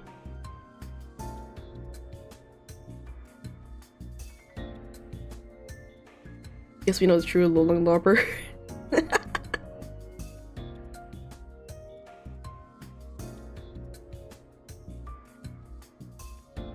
Yeah, did my cough go through? Cause I won't lie, they do sound like I'm hacking up an entire lung, so.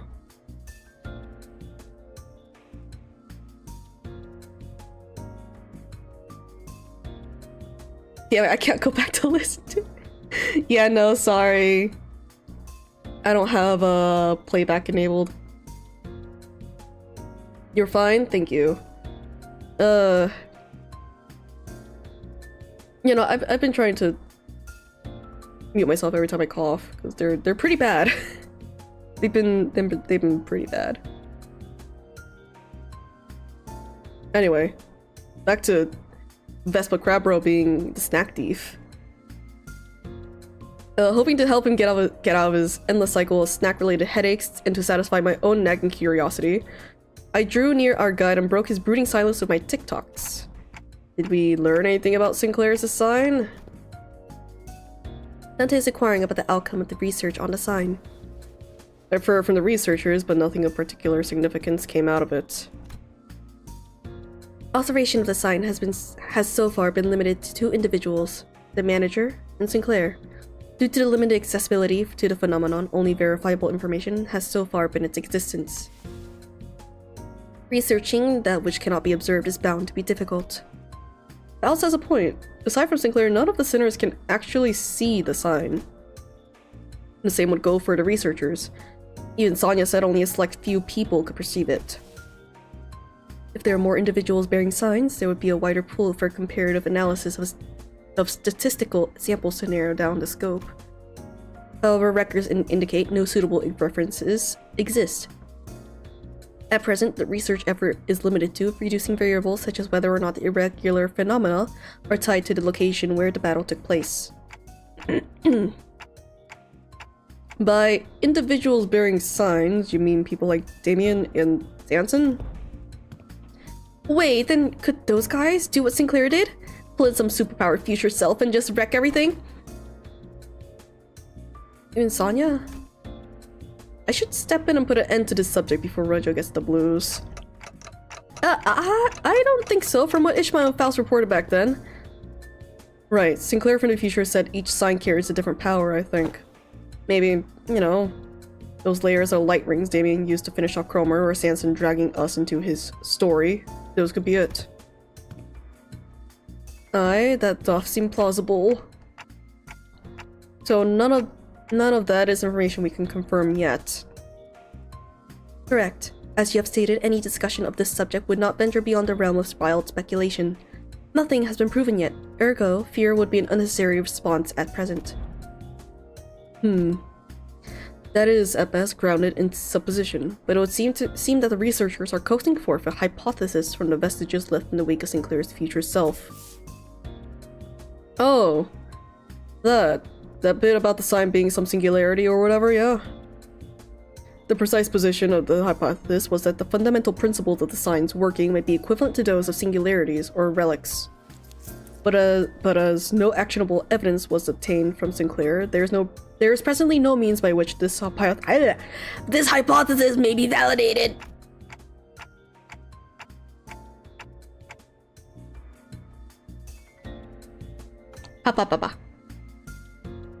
I see. Then nothing came out of them dragging Sinclair off for that research. Oh, you also thought I was being dragged off, but still let it happen anyway? No. I mean, I'm kidding. Just thought I'd try going all along with the mood. The old Sinclair wouldn't have even thought to joke around like that. He's really changed recently. For the better, I think? So, did anything happen that we should be worried about? I stuck close to him just in case. Nothing serious came up. Just took some blood, small skin sample. Oh, they were also checking if the sign reacts to electrical stimulation. Yeah, and I had to fill out some questionnaires too. Things like, please describe what you remember from the battle exactly as it happened, or list the sensations you felt when you regained consciousness. And your memories of that moment have yet to return? No. I don't know if they'll ever come back, actually. Else they only exist with my future self, so... Wait, for my future self to even have those memories, shouldn't I carry them in the first place? Which comes first? A paradox, it would seem. In such a case, that Sinclair is merely one branch among many possible futures. If the future unfurls into boundless branches by means of ceaseless bifurcation, the body of information that constitutes a certain future will scatter into grains more fleeting than dust, too diminished, to ever reverse their course and trace their path back to the self that now exists. Is that the theory suggested? Not a certainty, but a plausible interpretation. Here you go again, more of that nonsense only you lot understand. Oi, memory or not, the future guy still came out of him, didn't he? And some part of him's gotta be left in there somewhere, yeah? Like muscle memory or whatever. Perhaps he could still pull off some of those tricks back then? Tricks? Back then? Heard you kicked off proper out of there. Even pulled out that trick you picked up from that, blasted old geezer, right? Not just that, he was using that Mang technique quite effortlessly, too. What? That glowing ring thing? Yep, the glowing ring thing. He had two of them coiled around his weapon. I used the glowing ring thing?! This is the first time I'm hearing anything about it. Alright, so what exactly is that glowing ring thing? Anyone? Maybe some technique that enhances physical capability? I mean, I guess. That flashy aura that makes you a real tough's one part of it, but there's gonna be more, right? I don't know, it could be a secret finger thing they pass down to their members. Technique, gear, something like that. Look at it. That Black Coney leader, that Lei Hung prick. And the nurse father we fought. A whole lot of them's finger, ain't they? The notion seems to unravel.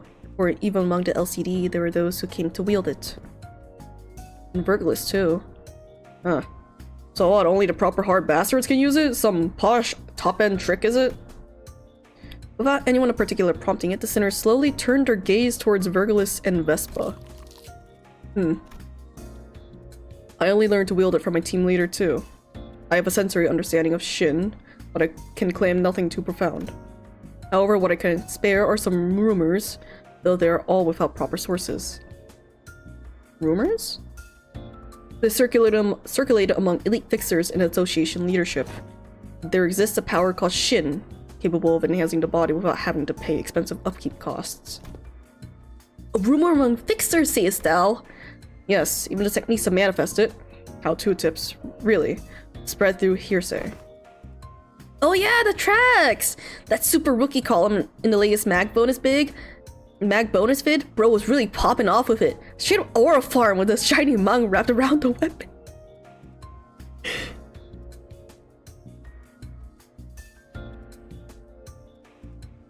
Ah, pardon me.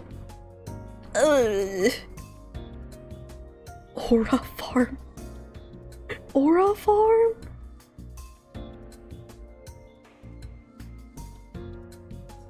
Aura farm? Ugh.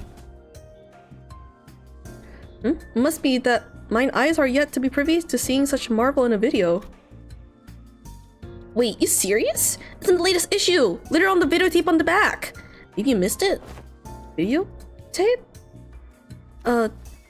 Alas, for many a week I've been stranded from Mephi, relieving me of a chance to read not only the prior chronicle, but the latest one as well. Woe is me!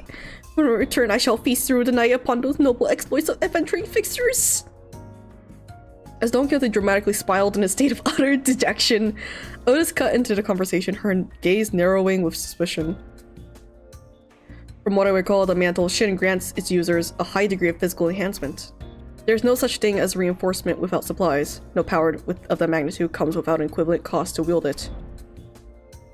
That power relies on emotion and will for manifestation.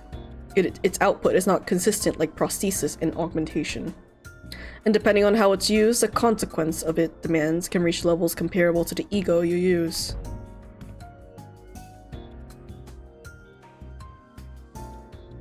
Pardon me. You mean to say that it exacts a toll upon the mind? I can walk you through the fundamentals if you'd like. From what I observed, it appears to be a technique reserved for those of considerable strength. At our current level, it is not reasonable to assume that we could make use of it. Regarding that, our team leader has been conducting intensive research, and that, according to her, physical strength itself has little bearing on one's ability to learn and wield Shin. As the Yellow Harpoon says, it is in essence a power that can be learned by almost anyone, provided they know the proper method of training.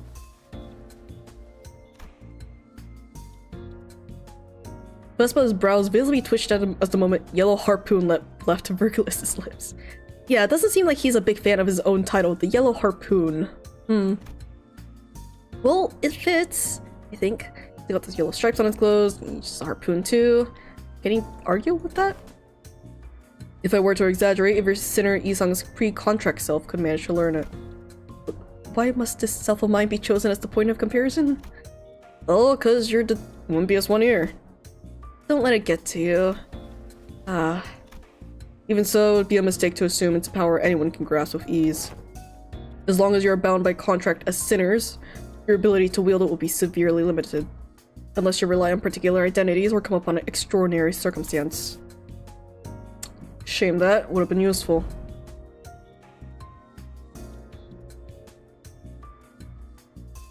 Papa.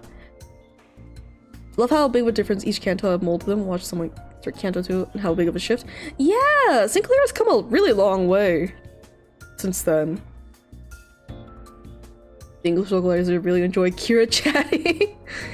Oh, the English localizers probably love using modern lingo with her. I do love this turn to camera. No, you can't use Shin moment. No, you can't use Shin. They won't live down Isang's power scaling or lack thereof for a good while. Well, the dude's not built for combat in the first place.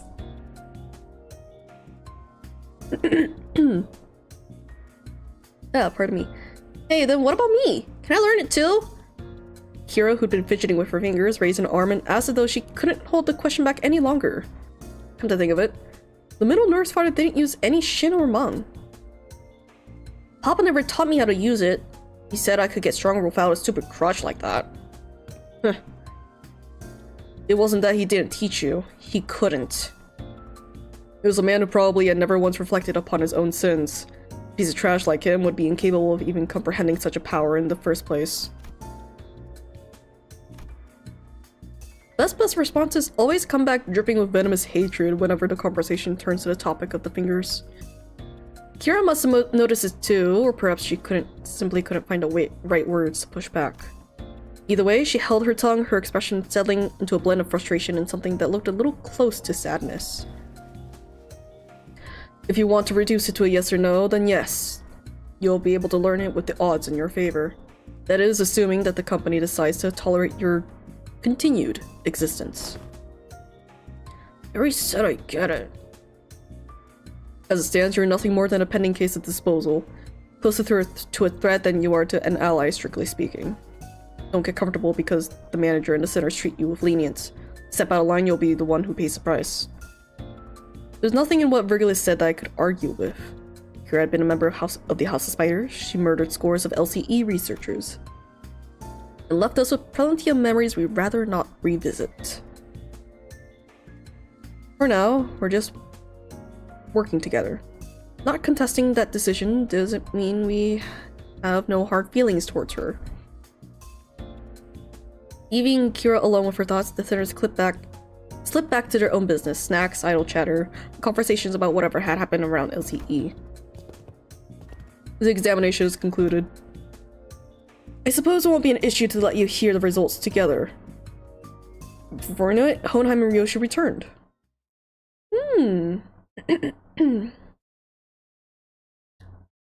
Not ideal.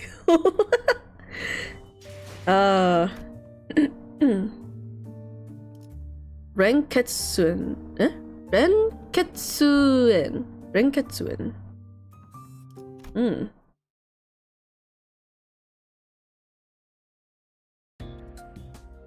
To present the conclusion first, no, the notion of the sword being a sentient one is incorrect. The locus of the will is not the blade, but the scabbard. An ego forged in a rather paradoxical nature. Yes, that'll be the most appropriate description.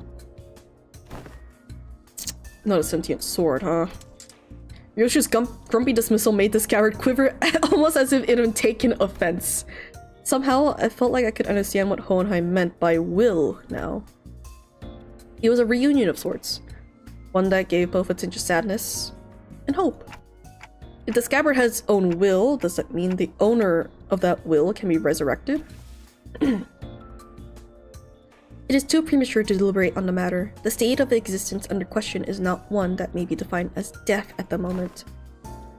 I assume they asked whether it can be revived or brought back to life, so to speak. Even supposing that survival is a fixed variable and the reconstitution of the original corporeal body falls within the realm of theoretical possibility, the probability approaches zero given the limits of today's technology and conditions. Researchers are inclined to entertain even infinitesimal chances, but in the terminology of the lay people like yourself, such a prospect will be labeled impossible, wouldn't it? There is no need to fixate on the impossibilities of the present, Manager Dante. Such matters are reserved for us scientists to hold on to. Right. But we may have uncovered a thread, something that could lead to restoring Sinner Ryoshi's memories. Though, again, that too is merely a possibility. A far more practical avenue for you to pursue at the moment, nevertheless. And to that end, yes. Further analysis on the scabbard itself will be necessary. Coordinate with Alan for your next duty. He should still be in the Ring Nurse Father's quarters. That will be all. Hohenheim cut himself off there, clamping his mouth shut as if any further exchange might scatter and mess up the theories he constructed in our conversation. Alright then. Before we go, anyone want to tag along? Munching on food, averting the gaze, the sinners were pretending they weren't interested at all. But going by the way their forks had long since stopped moving, it's pretty clear to me that they've been intently listening in our conversation. Where are we to go? Ah, right, sorry. Forgot the rest of you weren't there with us earlier. Faust, Nonkyote, Ryoshu, and I have been checking where each back door leads. Oh, and Kira too. The Prison of War executive manager? You talk about me? Yeah, I guess. I'm working with them too, yeah.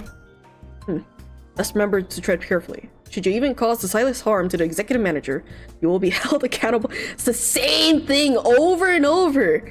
Held accountable without exception. Yeah, sure, what else? Kira needled at Otis with a mocking pout, but oddly enough, she didn't appear particularly irritated. Anyway, I think it better if we had more people. Just be safe. One of the doors we went into earlier led straight into the ring's corridor. That was a close call. Otis and Heathcliff's hands shot up the moment I finished speaking. I would very much like to accompany you, Executive Manager. I knew I could rely on you, Otis. Your recognition of my loyalty honors me, Executive Manager. I, Otis, understand better than anyone your concern about the peril of working with a prisoner of war so liable to betray. To have your indispensable self proceed only with a handful of soldiers under your command. This cannot stand. I am afraid I won't be able to focus on other duties while personally seeing to your safety.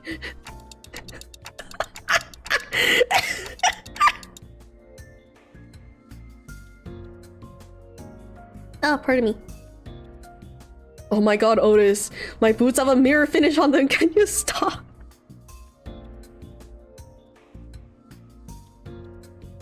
Pa pa pa pa.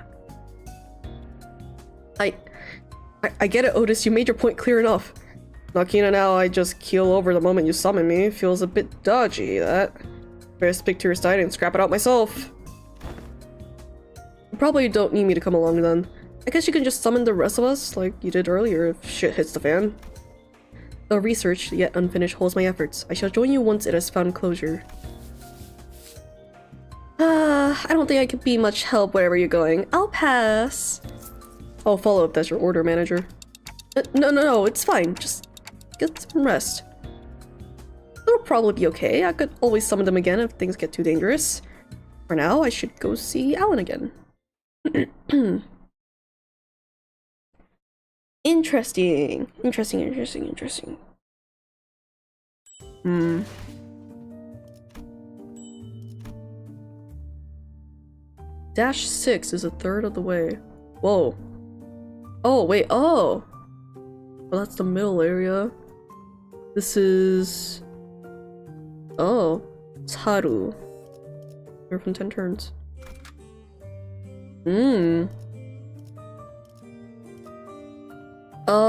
Okay, this time... who should we bring? Oh, I said I was gonna bring Faust. Right. I said I was gonna bring Faust. Hello, Faust. 교류회. 설레네요. 아시아도 좋네요. Ah, you've arrived. I was waiting for you. We sifted through and isolated the doors with the highest probability of leading into the ring's gallery. The next step would be enter the alternate door you mentioned, but... Hold up a sec. I was actually gatekeeping more stuff. Huh? Gatekeeping? Are you saying you have more to tell about gates? Doors? Yep. That door over there? Pretty sure it connects to N-Corp's nest. I saw Abina going in all hyped up in some can... whatever it was. And that wooden door with bandages wrapped up around the handle. Papa would go there to cross out vengeances. From what the book said, it's probably a turf protected by a thumb subsidiary or something. Unlike earlier when she offered only vague snippets, even about just a single door, Hero is now feeding Alan a stream of intel that seems solid even to someone as clueless about the back door as me. She's far more cooperative than anticipated, even after that Alan character roughed her up from what I hear.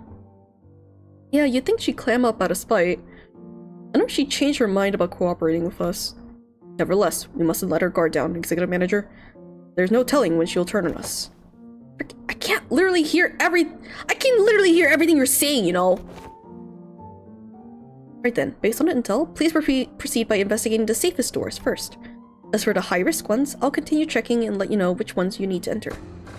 Alan tinkered with the devices around him and flashed a couple doors with blue light. Does that mean we start those? Where do you guys want to go first? They all look about the same, just order the closest one. Well, Alan did say these are the safest ones, so it shouldn't matter which one. Just as I reached for the nearest door, as Heathcliff told me to, Ryoshi suddenly veered off, stepping in front of another one that stood a few steps apart. This door... it feels familiar. You recognize that door? I think I passed through... Ah! Ah, pardon me. I think I passed through a few times when I was little. Hardly had Ryoshi stopped speaking when a fragment of memory painted over in parts slipped into my mind. Oh, Sorry, it hurt a lot, didn't it? I should have finished my homework faster. Oh, I know! Let's go for a walk! I don't recall much about it. That memory just now. Could be tied to Arya? Let's start with that door. Okay, this one, yeah? There we go. Impatient as ever, Heathcliff shoved the door open and strode in first. The rest of us followed, including Kira and the other sinners. And this place is... Judging by its date, it seems to be a welfare facility located within a nest. Most likely a park. Every sod walking here is dragging some animal along. Means that they got money to burn. Proper rich lot, this place. The walk, the past Ryoshu mentioned in her memory, and the sight of people fussing over their pets. The pieces clicked together, and a voice the other memory I saw back at the House of Spiders. Did you ever come here with a puppy named Saru? Yeah, I remember that. Not a puppy though. Saru was a bit bigger by then. Oh.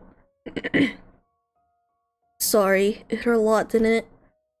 I should have finished my homework faster. Oh. Why isn't she getting any better? I give her lots to eat. Oh, I know. Wanna go for walkies? You love walkies, don't you, Saru?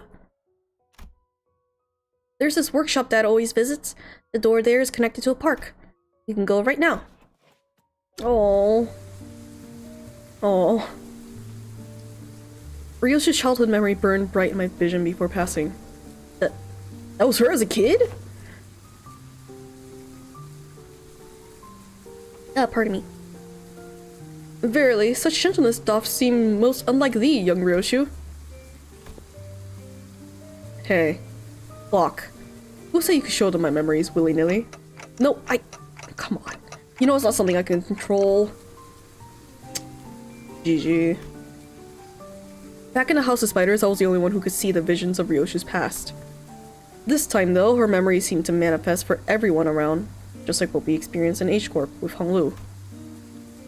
Which probably means... Why are you all staring at me? That's so random! What the hell? Did you not see what just happened now? See what? You guys zoning out together? Guess it doesn't apply to Kira. Then again, unlike how it was between Lindayu and Honglu, Kira doesn't have any direct connection to Ryoshu. I guess it makes sense. Was that adorable hound thy companion of old, young Ryoshu? Indeed.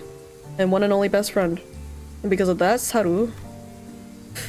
be locked away in the vault every time I had to depart on an assignment, with a spiral driven through her. The first ever leash. Looking back, it might have been a kinder fate had she died sooner. To inflict such a cruelty upon a voiceless animal? How can such wickedness be born?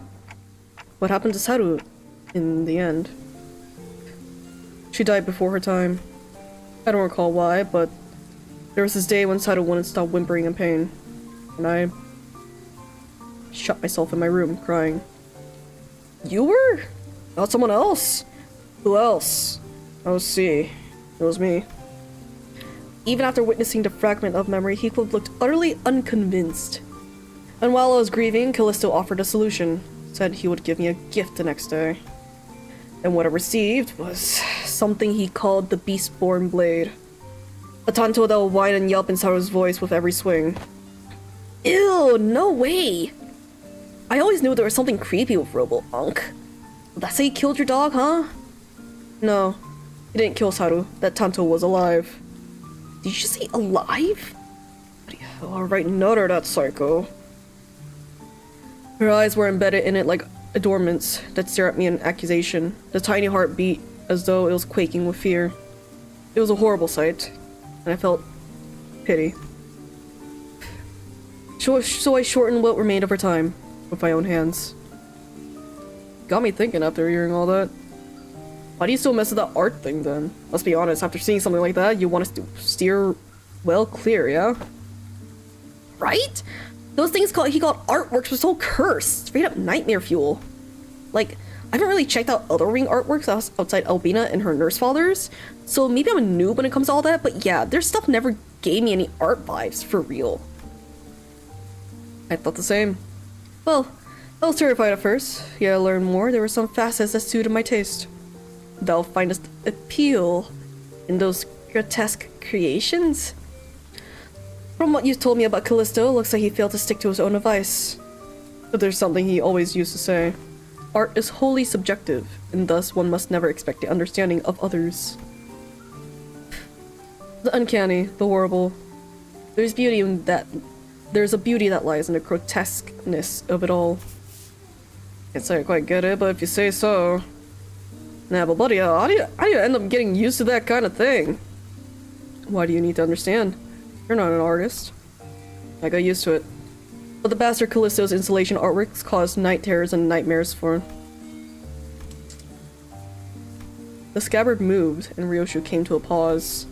It trembled, but there was at once a strange liveliness to it, as though it quivered between fear and anticipation. Night terrors. Crying from nightmares.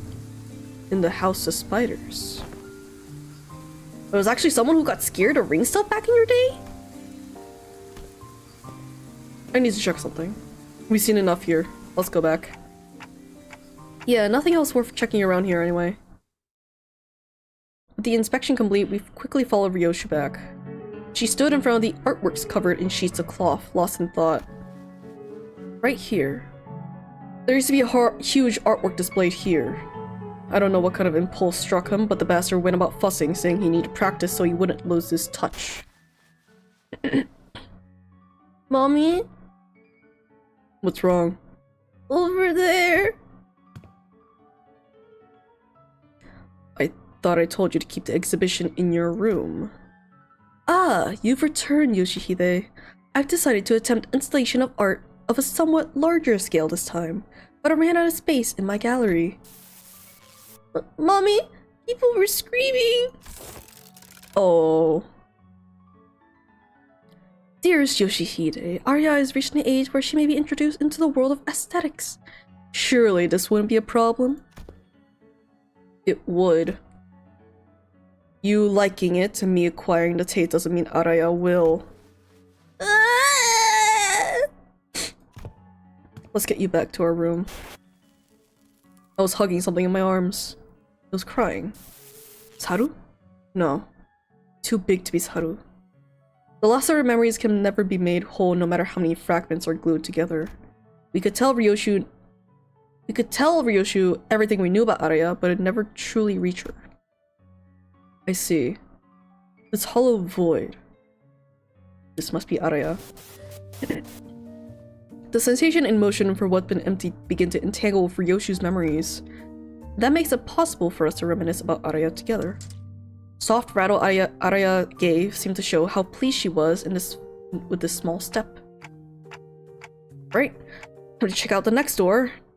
We entered several more back doors that Alan pointed out, but unfortunately none of the places we ended up at stirred Ryoshu's memories any further. Pretty much nothing here. I think we're done.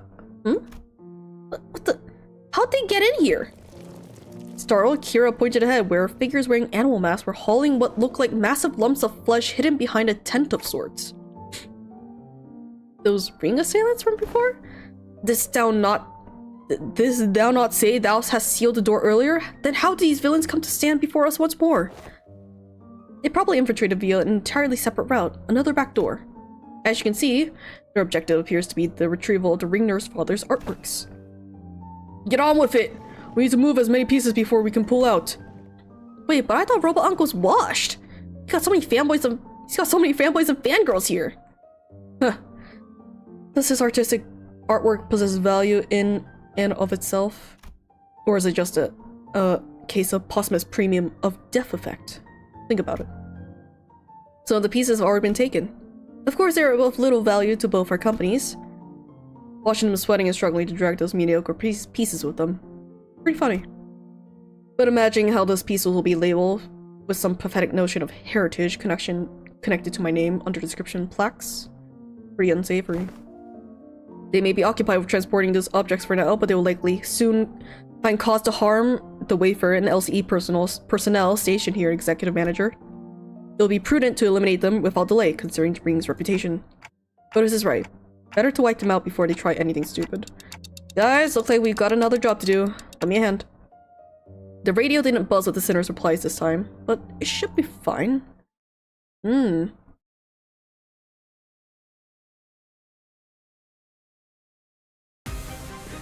For B-Time, Alan's sprite took place of Alan's during his cutscene during their sprite having the same localized names in the code!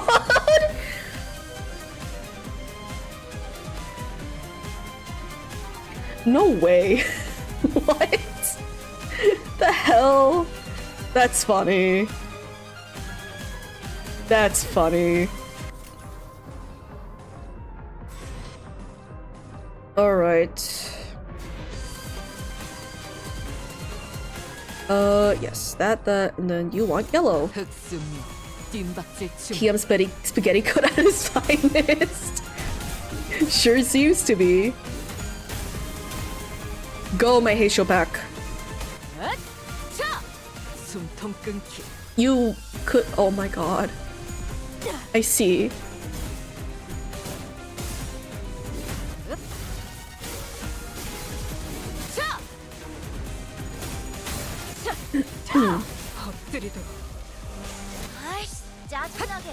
She's fine. Nice.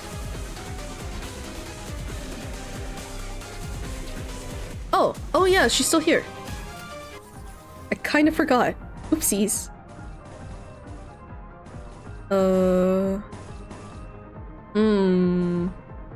I see.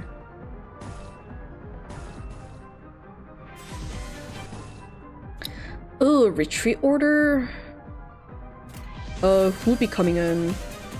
Sinclair. Okay. Never mind then. I shall do this.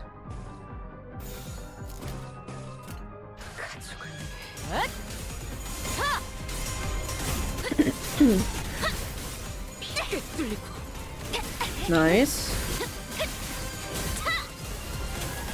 A bunch of people are staggered.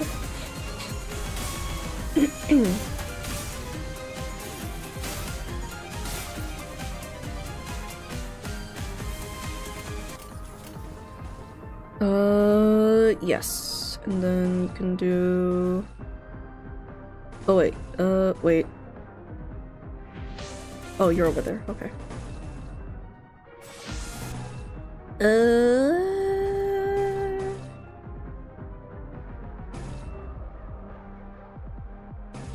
Let's do one of these.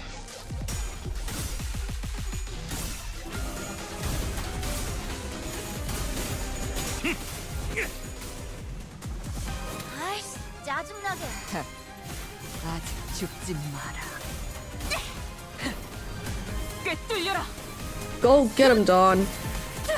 You ruled all tails. Girl.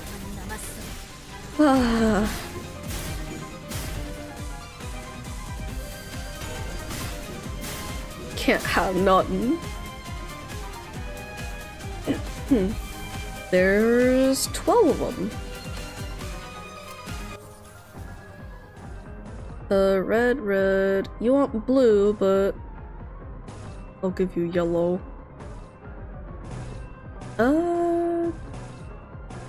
Why is it dominating, but this is unopposed? Interesting. I'll do one of these. It's slashing, it's fine.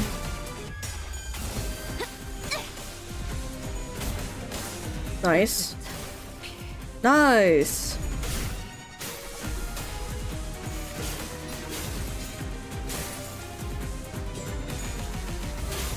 2 and 3. Basha hungers! Basha wants something to eat!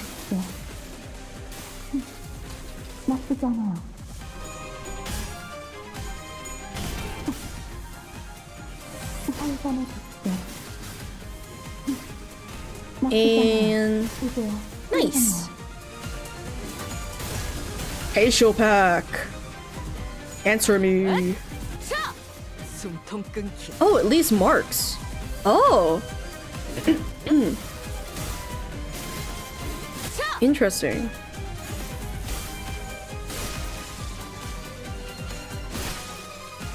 고려해야겠군요.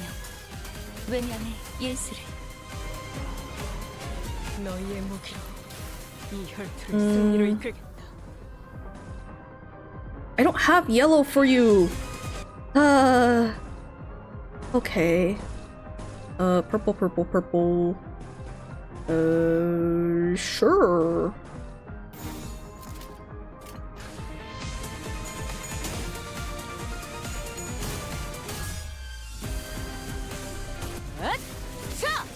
숨통 끊기. Nice. 아직 죽지 마라.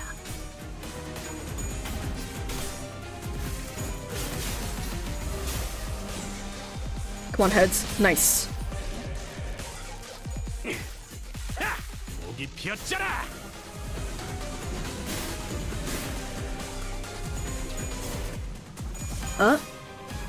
Nice. Time for your meal, Fascia.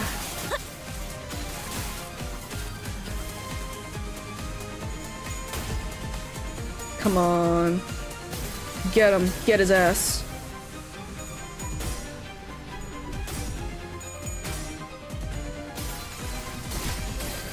Nice.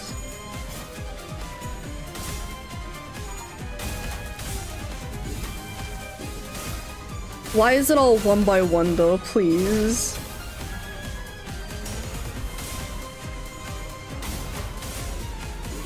Can't we have Dawn in the background also do them? This is not even skill 3, this is skill 2s! Please.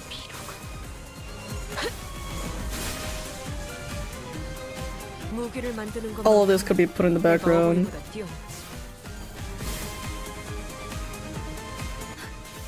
저희 뼈로 이제야 Get him, Faust. 친해졌네요. Thank you. 이제야 친해졌네요. Thank you. Thank you, Faust. You have a lot of blue there. You might want to take like a wet wipe and like clean them off, you know? With this, the last of the ring's infiltrators have been eradicated. Is it all of them? Yoshi kept glancing around as if searching for someone, but fortunately, no other ring members were in sight. Right, but where the hell were those lot coming from anyway? Weren't just the first wave? Had more of those solids legging it from the back like they've been lurking somewhere else.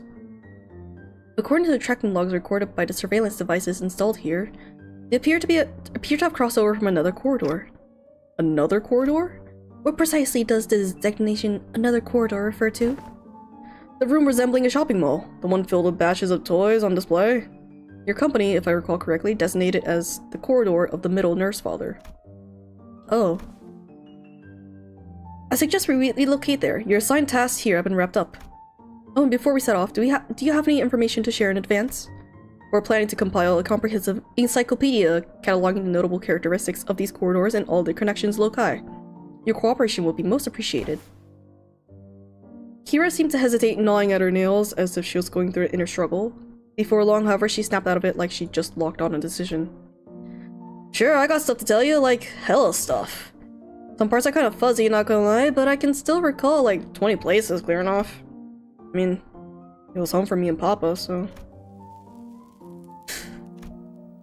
I got nothing. I never once regarded that fucker's room as home. My memories of it are all fragments at best. The scabbard? The scabbard gave a faint, restless stir. Perhaps it wanted to comfort Ryoshi in the only way it could. And accompanied by its tremors, we began to move toward the corridor at the middle.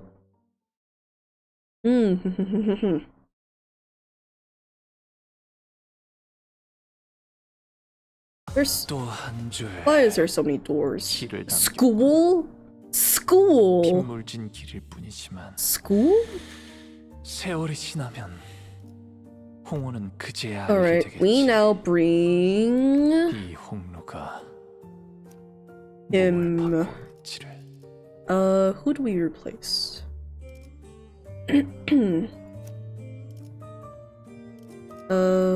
There we go. 가시죠. 일인가요? 검 끝에 바라본다. We bring Marisol in. The heck? They swiped everything that wasn't nailed down, huh? Fret not. ISB neither half of thy worldly possessions, articulate fixer figurines, video game cartridges. I'm not talking about my toy box, okay? And hella many of them anyway. My TV's gone. The couch too. As Kira said, only a conspicuous empty space was left where the television and family couch set used to be. Oh, those? LCE researchers hauled them away. From the sound of it, they're going to set them up in their staff lounge. As for the leather and the ornaments, they said they'll be selling them off. Yeah?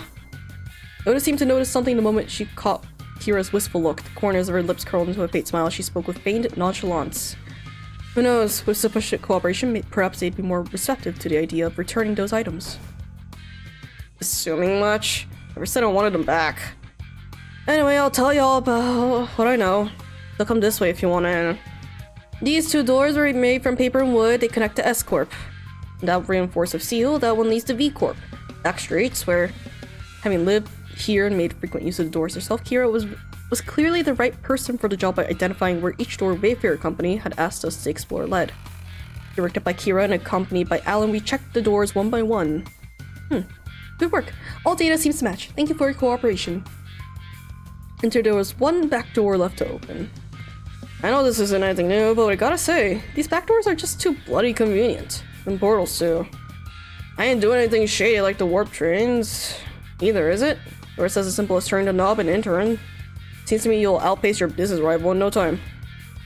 I'm a bit hard-pressed to agree with the too convenient sentiment when it comes to using back doors and portals, but since your intent was to claim Wayfarer's superiority over the current W Corp, I'll take that as a compliment. Did I say something wrong? Every technology comes with a cost, Heathcliff. Happily said. While this has been a workday relatively free of casualties thanks to the quality of information you have provided, do understand that Wayfarer Company's primary services include pathfinding, path security, and path maintenance. Each of those services is fraught with life-threatening dangers for our employees. Some never return after embarking on a pathfinding journey. Some are killed while battling monstrous entities whose exact natures haven't even been confirmed yet that appear in the liminal space between paths. It also costs a pretty penny to keep the secure path well secure. I'd say our operating cost is on the rather steep side, especially considering that we are also trying to prevent our rivals from taking this corner of the market. Thinking back, I don't think I've ever seen Alan enter a door to a new location with his helmet off. Must be one of his precautions. Just in case. Maybe his dry smile and unsettling lack of reaction to anything are hints that he simply seemed too much to be fazed by most horrors. Still, our work's gotten considerably easier for this job thanks to the help of everyone here. Honestly, this partnership was working much better than I expected. Very well then, let's take a look at the last door.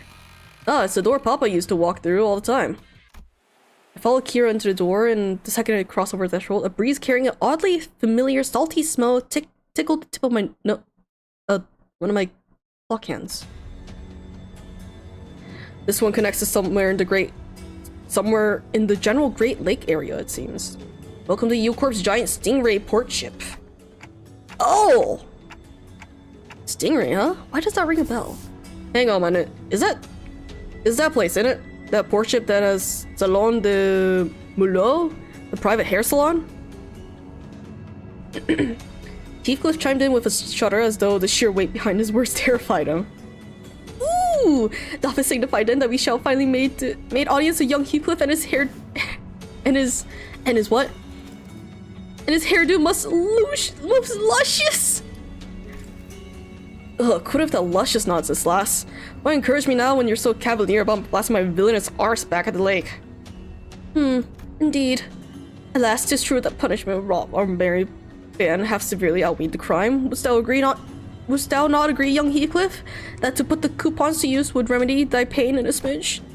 Ah, bugger it. I ain't even got anyone to spruce up for anyone anymore. Sweet! And can I use them? We were regulars at the Mulot place, Papa and me. Papa would ask the middle fam for a favor, and he'd bring loads of coupons back home. They give away a hair coupon every 10 visits, you see, and I... What am I even yapping about, all excited? Kira, who seemed ready to launch into a cheerful rant, came to an abrupt pause like a bike tripping over a ledge. Her face fell as she lowered her gaze and scuffed a pebble away. Looking back, I guess Papa did hella care for me, so why? But it's also true that these guys went out of their way to get me out of there even though they didn't know me so well. Why is it gotta be so complicated? Matthias gave you that unesthetic BC? Bullcut? The heck's a BC? Bullcut. Bro, listen. Like I said, that's not how you shorten these things! For some reason, Ryoshu seemed almost gleeful to hear Kira correcting her acronym. It was reminiscent of that self-satisfied look she'd get after confusing us with these acronyms, especially during the early days of our bus journey. Looking back, ever since Sinclair's translations became reliable enough, the sinners had less reason to voice their frustrations with Ryoshu's acronyms, which in turn gave her fewer causes to snigger about. I'm not sure why, but something tells me that she might be making her acronyms ridiculously incomprehensible on purpose. If your conjecture is correct, Executive Manager, she has one tasteless sense of humor. From what I recall, the toys and games he was into were pretty retro. Must have been annoying to play along. At first. But the more I played along, the more I got into it. More still corny and juvenile shit, though. I know a lot of that conflict with Indy, trifling and apocryphal as they may be, yet we were all compelled to peer inwards at the interests of their family. Yeah. I wanted to know what Papa was into, to really get what he was talking about. Besides, I need to know these things, so I wanted to chat him up and talk about on mutual subjects, so... He'd tell me about you all the time, Yoshihide. Proud shit. Not a day went by without him saying stuff like, Yoshihide learned this in 2 days, or, yo, this is Yoshihide's fave, you know? Too bad I wasn't here to tell you that his words weren't worth shit. I once thought of him as the same as you do now. A good man, at least among the nurse fathers. Caring enough to bring me gifts. But one day I realized that he never understood the things I really cared about. Even if his life had depended on it. One day, thou sayest, pray tell, was there aught had changed thy perception of that man? That... I don't remember when or why. Just that it happened. Wait, I might know this. Wasn't it something that happened at school? Papa told me that things started getting awkward between you and him ever since you quit school. Bullshit. I've never been to school. I've never even thought about wanting to go to school. Matthias was been talking out of his ass again. What? No way, bro. I even saw a clip of it. What? Papa showed me the video where he was teaching me how to use these doors. I even saw baby you going, I'm out to school, Dad! In that video. I'm pretty dang sure. I don't... As Kira went on, Ryoshu's confidence from her initial retort seemed to slip away.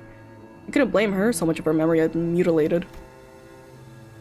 Ryoshu didn't sound like she was denying it out of hand, though. She seemed to mean it when she said she'd never been to school and never even wanted to. And I wanted to glimpse the fragment of memory that made her say that. The moment I willed it, a scene from her past suddenly flashed across my eyes.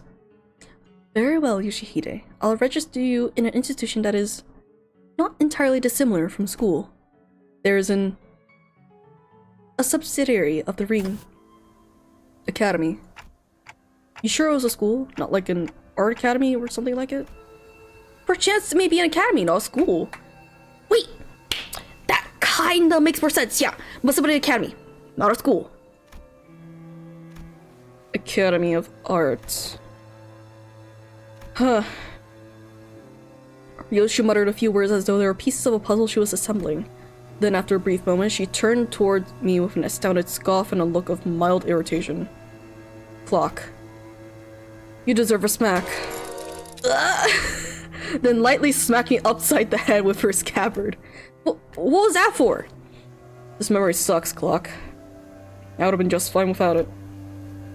But at least I got to remember the incident that changed my perspective on Matthias. Dad, how do I go to school? School, Yoshihide?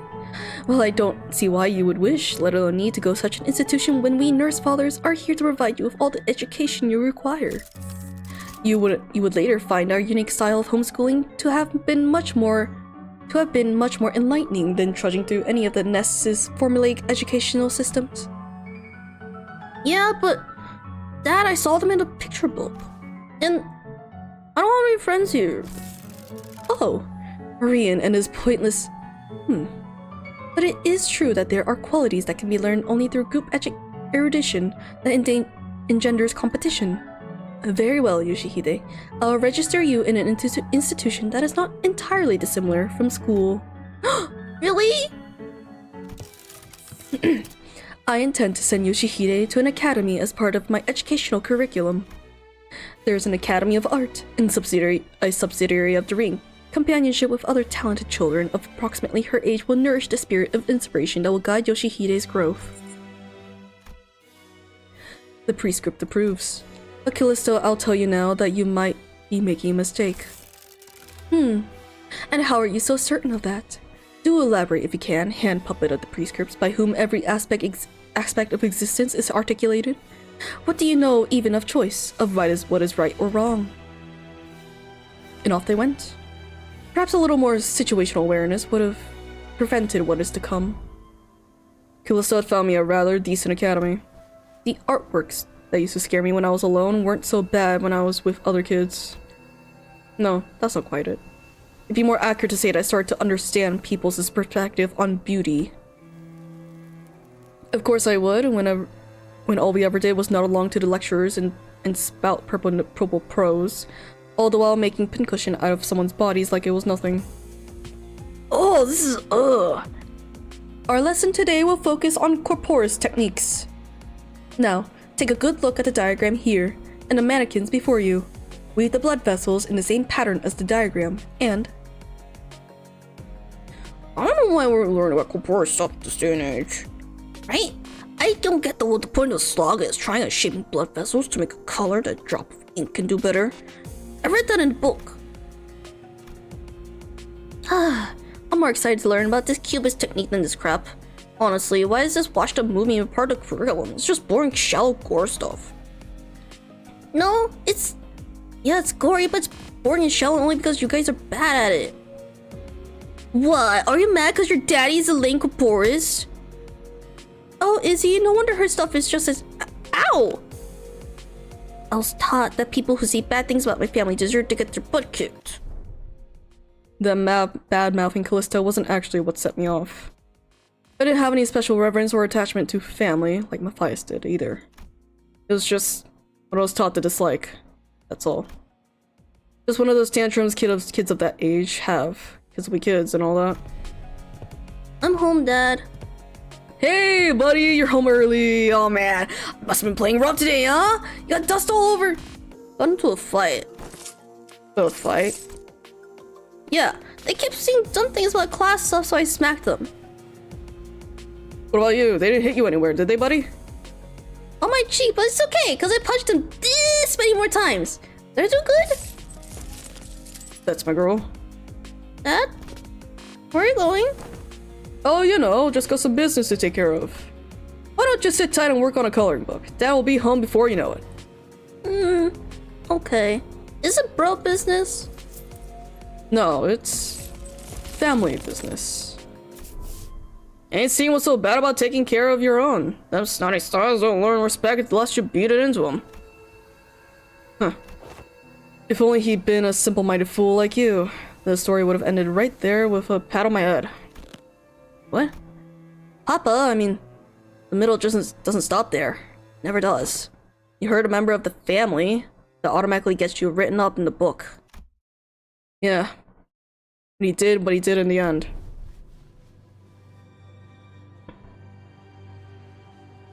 Oh! Huh? There you are, Yoshihide! Is class starting already? My diligent little girl. Wonder who she takes after. Dad? I know. I still be back before you know it. But I got a bit lost trying to find my way through the ring bastard's tricky mazes. You know how they are. Oh yeah! There's so many sniveling brats here. Well, as for crimes, they slapped my buddy's face hard enough to leave a mark. That's an arm for ya. As for the instructors, well, anyone would agree that they did one sorry job keeping these tykes under control. In that case, pursuant to Title 2, Section 52 of the book, execution by beheading. They clearly don't got much use for what sits on their shoulders, huh?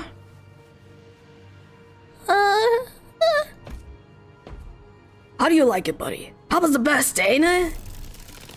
How dare he? Such senseless, barbaric violence! Uncultured, uncivilized animal!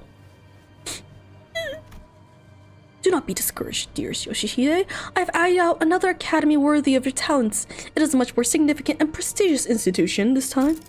I assure you, even an intemperate berserker like Matthias won't dare force his way into such a place as he did the previous academy.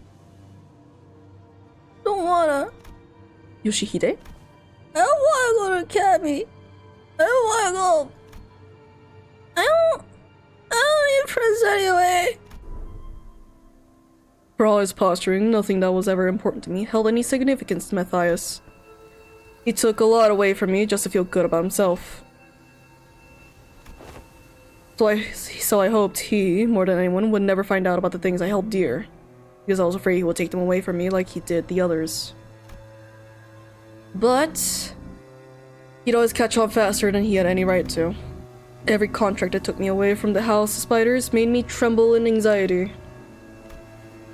Because I was worried about, I don't remember what, but I do know that I could never stop thinking about my room.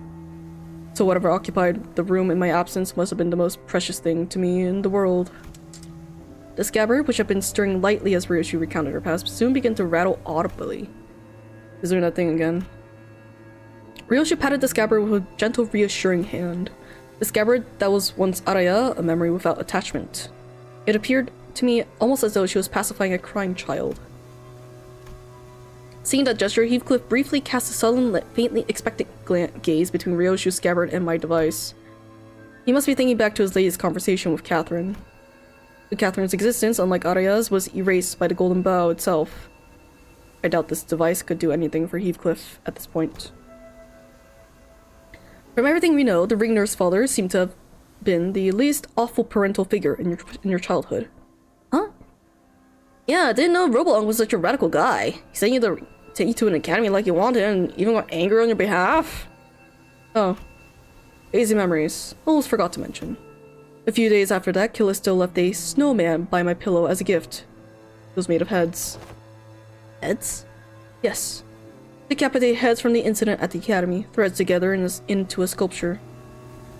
Thinking back, it was one sore excuse of an art.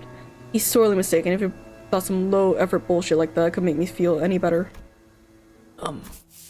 Could have spared us the details, lass. Well, if that covered, do you guys want to head back? Hang on. What's up? Gonna get that luscious treatment before heading back? Shut it, you. That ain't it. Look there. Those blokes walking out of the salon. Taoists, ain't they? They found us. It would not be odd to find a field branch of the Ring's art movement in different districts of the city, especially that of the Falvis scale. However, various evidence such as their mass and the fact that our group has immediately drawn their attention suggests that they're in the same pack as the one making regular incursions into the House of Spiders. This is LCB, speaking to Team Leader Alan, requesting immediate commencement of lockdown sequence. Copy that.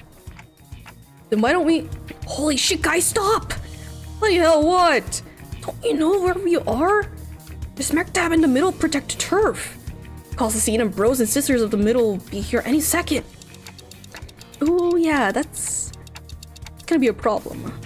We've already drawn the Ring's unwanted attention. We certainly don't want the middle coming after us to the House of Spiders too. Sounds like you got a GI. Talk. Ever play whack-a-mole?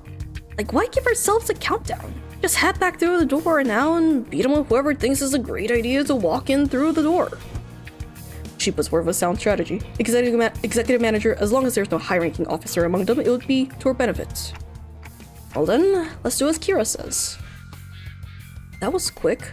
Ellen blinked, shooting us a puzzled look as their entire squad came pouring through the door long before we finished the lockdown sequence. Due to newly emergent complications past the door, we have concluded that this location is the optimal point to intercept engaged infiltrators from the Ring. This location, you say? Ah, wait. That door leads to a zone under a syndicate or a Wing's protection, doesn't it? Better idea to fight here, then. Happy to work with someone quick on the uptake. It wasn't long before the Falvis began rushing in through the open door. I didn't want to summon them while they're relaxing, but, well, it can't be helped. And I summoned the sinners back to work. This classroom looks like hell. Like actual hell. Oh, we get this music back! Oh! Wait, is this a different guy? No, it's the same guy, just differently colored. Okay. We got shiny variants, I see. 바. 불가 위야. 막아내지 못해. Egyptian EDM. 엎드리도 Alright, I miss a lot of chat messages. So this way for a corp is a corridors but business? That's what it seems like. That's what it seems like. Finish PM take on backgrounds. Hopefully they go more for OG concept rather than just weird place with monster route. Yeah. Hopefully. That is retreat order. I can't do that. Fantastic.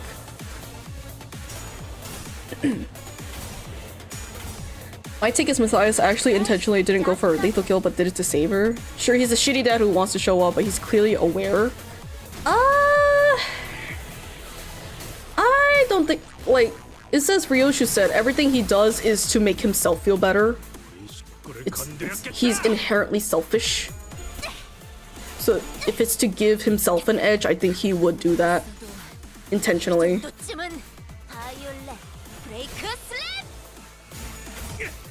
Knows me deeply that Matthias betrayed Kira for nothing. Best pusher lost in armor or something.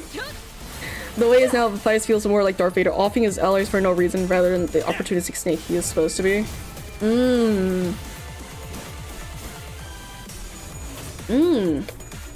Interesting.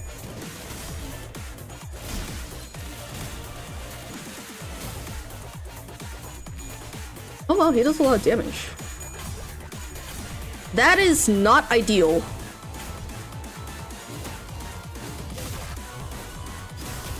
This is an unideal position. Let's do one of these. Yes.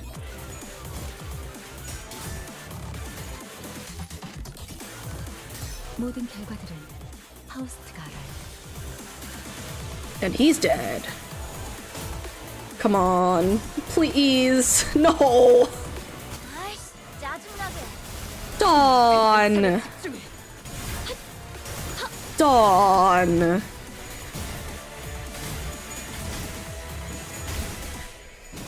Oh, yikes. Ooh, wait, this is really bad. This is more than just a couple of people. Yeah, okay. Why are they all the fucking counters?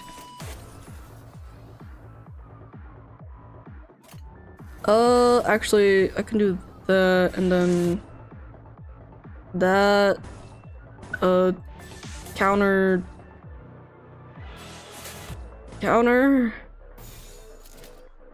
Oh gosh. Oh boy. 불가 위야. 막아내지 못하리.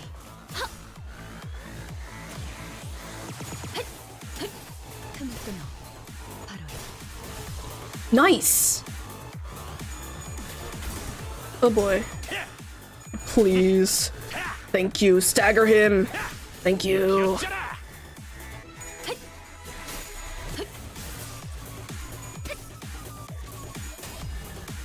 Come on, Kira, you can do this. Nice! Holy!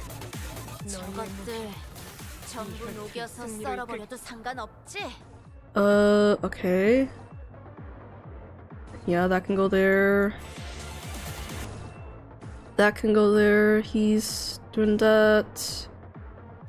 Why is that neutral? Ugh.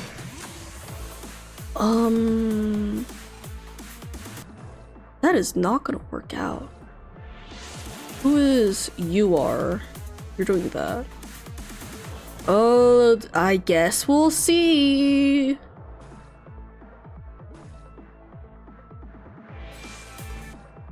I'll go there and then counter.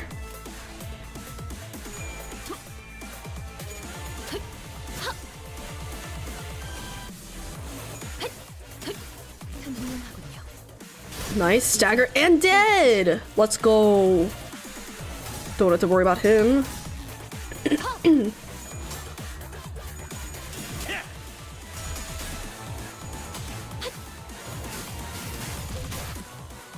All right. Stagger. Yup, good. Please. Please. Thank you.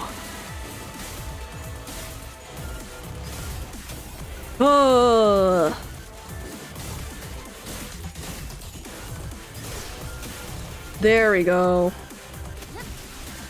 Nice. All right. Cool. Yeah, that's fine. This is fine. Yeah, that'll be fine.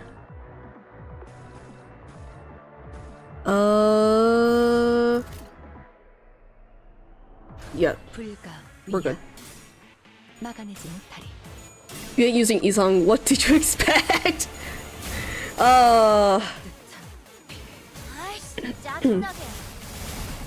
Isang's unidealistic idealities, one would say.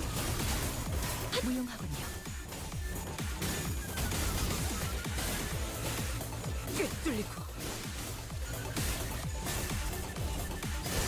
Nice.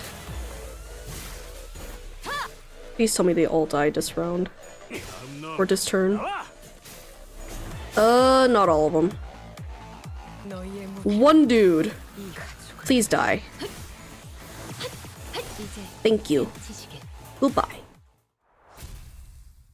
It'd be cool if you got more info on the nurse pilot. Imagine a prequel game where you had to command one of the size of the smoke war and had to find Valencina as a boss or something similar. Ooh, I would love a prequel game during the smoke war. 의의를 바로 세우는 데 I think that would be cool. 내일은 더 떳떳이 살아갈 수 있겠군요. Also, oh, they don't give a lot of huh. Okay. I'm gonna go stretch my legs because I've been sitting down for quite a while. But I don't get blood clots. But we'll take a quick break. I'll be back in like 5 minutes. Feel free to go get some water. Go stretch your legs as well, please. Go get a snack or something. Because I will be continuing this until... How long is this? Like dash 14? Yeah. I'll be right back. Break time.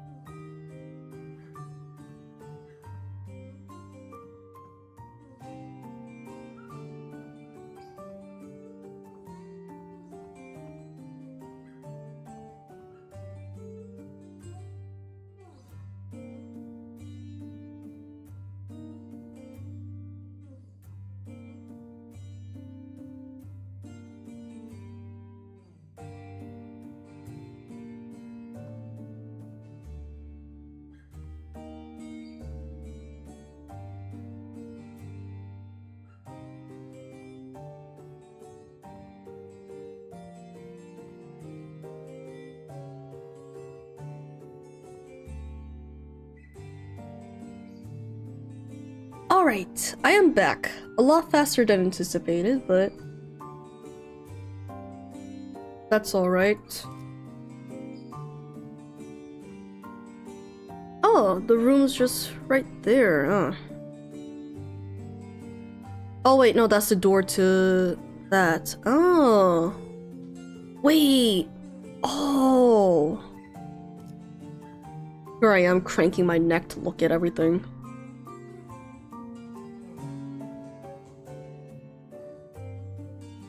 Oh, that's a door to a prison. That's a door to a... some kind of facility there. Interesting. So we're about to find out what this door is in the thumb? The thumb.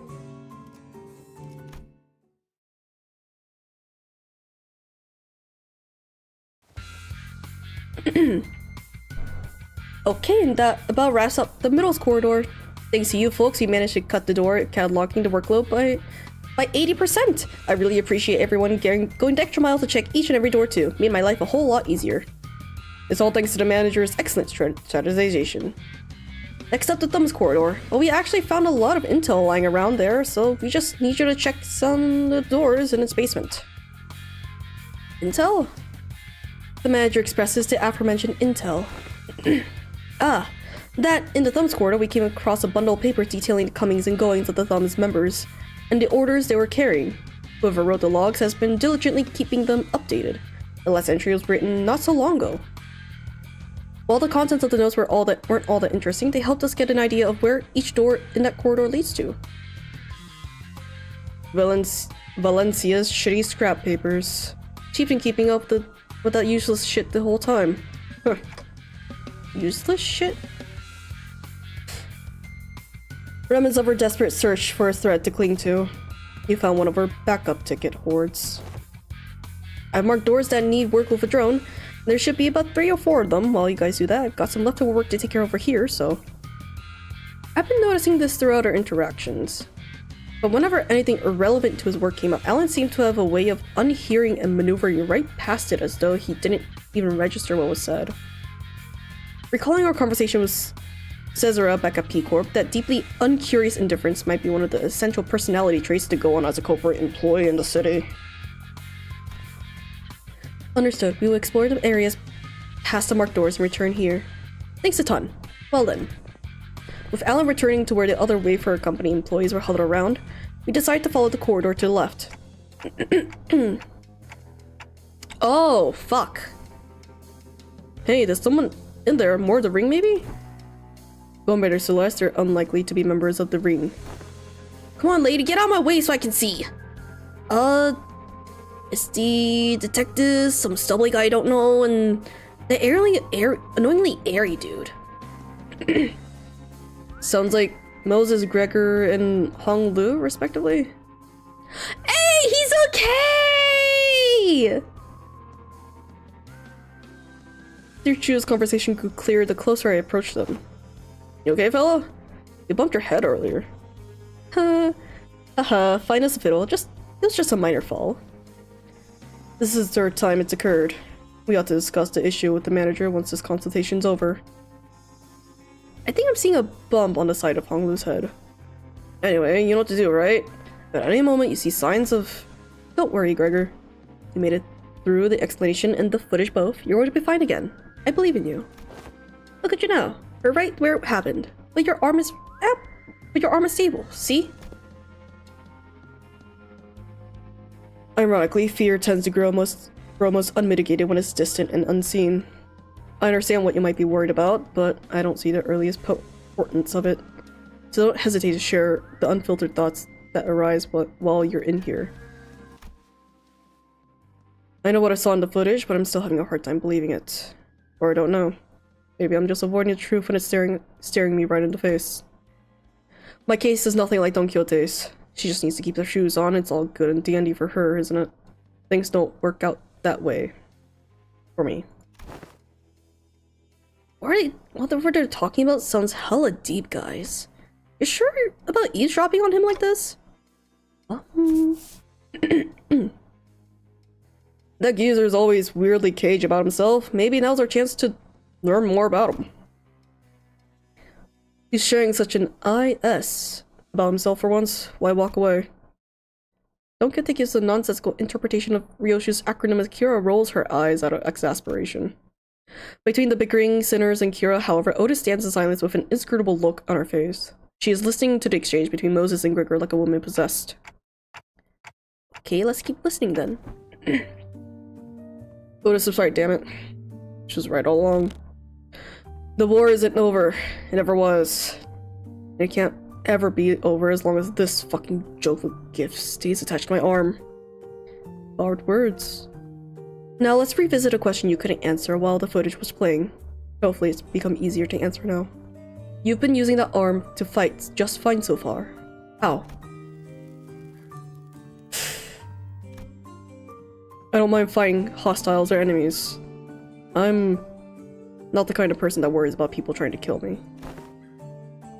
But killing my comrades, that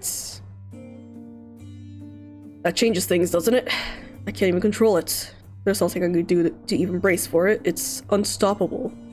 Like some kind of time bomb counting down to unleash a disease you never know when its symptoms will set off.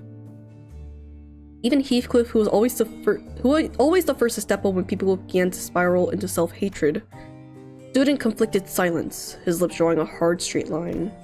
Besides, Gregor wasn't wrong in that, at present, there wasn't any way to stop his transformation should it occur again. We still got a good chunk of the journey left, and eventually we'll have to... No matter what lurks in the past of us sinners, even if they have killed hundreds, thousands, no, tens of thousands of innocent people, we'll still embrace them. We'll eventually have to confront an even darker, bleaker truth of the war. Can I really trust Gregor not to crumble under that inevitable pressure? I see. You're afraid you'll end up hurting us. Well, that's... At first, I thought I could give it a hoot whether or not I accidentally murdered some of you. It's a bit saddening to hear that. You know how it is, Honglu. We, the bus team, didn't exactly get off to a rocking good start. But through our journey, I've begun to think of you as all my comrades. And I was okay with that because I had too much faith in my own weakness. When I realized I'd grown so weak that I couldn't even take down some backstreet thug with his arm, I was relieved. Imagine that. The same arm, my arm. A weapon that stabbed the heart out of countless people during the Smoke War. I'll be honest, when that Hohenheim fella said I was an exception, that thought alone made me hope. Or gave me hope. Exception. A potential to be harmless weaker than even a non-combatant like Isang. It made me hope for a life that didn't sound too bad. We all know how that went though, don't we? Blew up in the worst possible way. And after all that, just couldn't bring myself to fight again. Because I no longer know when this fear would eat me up again because I'm constantly afraid of this damn gift manifesting again. The same fear you've carried all this time. How do you endure it? How did you endure it before? Barely. Or badly. Barely. Holding on to the idea that the living's gotta live on and nothing else. This really brings me back years. The memories are so clear like they all happened yesterday. But I should get me off the bus before push comes to... That can't be the answer, Gregor. You can walk away, but the danger of our journey won't leave with you. Dante and the rest of us will still be facing an endless repeat of peril. It's not like leaving the bus will bring you peace to your heart. Our deaths can be reversed should an accident occur. Even if it comes at the cost of Dante's suffering, the same can't be said for most people in the city. Now that's something I never expected to hear from you. Yes, you're right. If we're seeing this through to any kind of end, this would be the place to do so. Not many places in the city have some warmth to them like this one does. Boy, this consultation thing is pretty embarrassing. I mean, it's not like I was forced to go through something as traumatizing as yours, Honglu. Truth be told, I'm not some special case.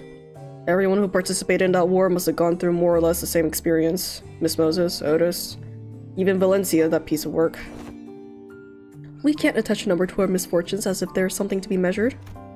When I fled from my past, I tried my hardest to avert my eyes from it. But you, Grigor, you're not like me. Every few steps that distance you from your past, you come to a pause and spare a look towards the path you had walked.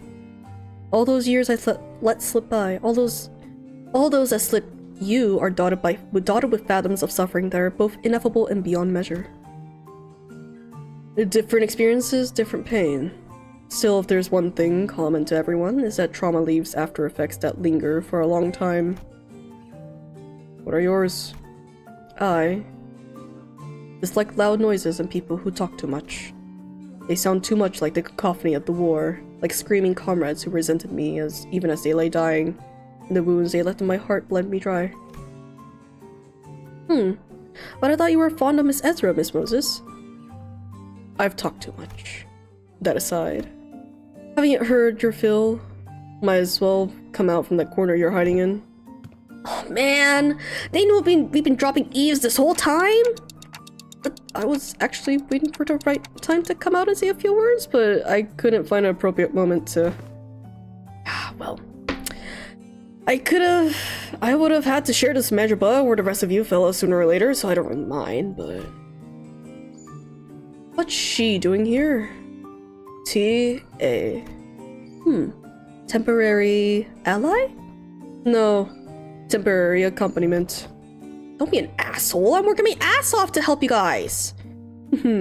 Please make your acquaintance. You're right on time. I've been working on a theory, but I don't have all the clues to be absolutely certain. A word from someone in the know may immensely improve my confidence in the theory. Kira, do you know which door the thumb nurse father was most attached to? Trigger having a guitar motif is very fitting, especially since he can't really play one. Wondering what will they'll do the motif for the last 3 sinners?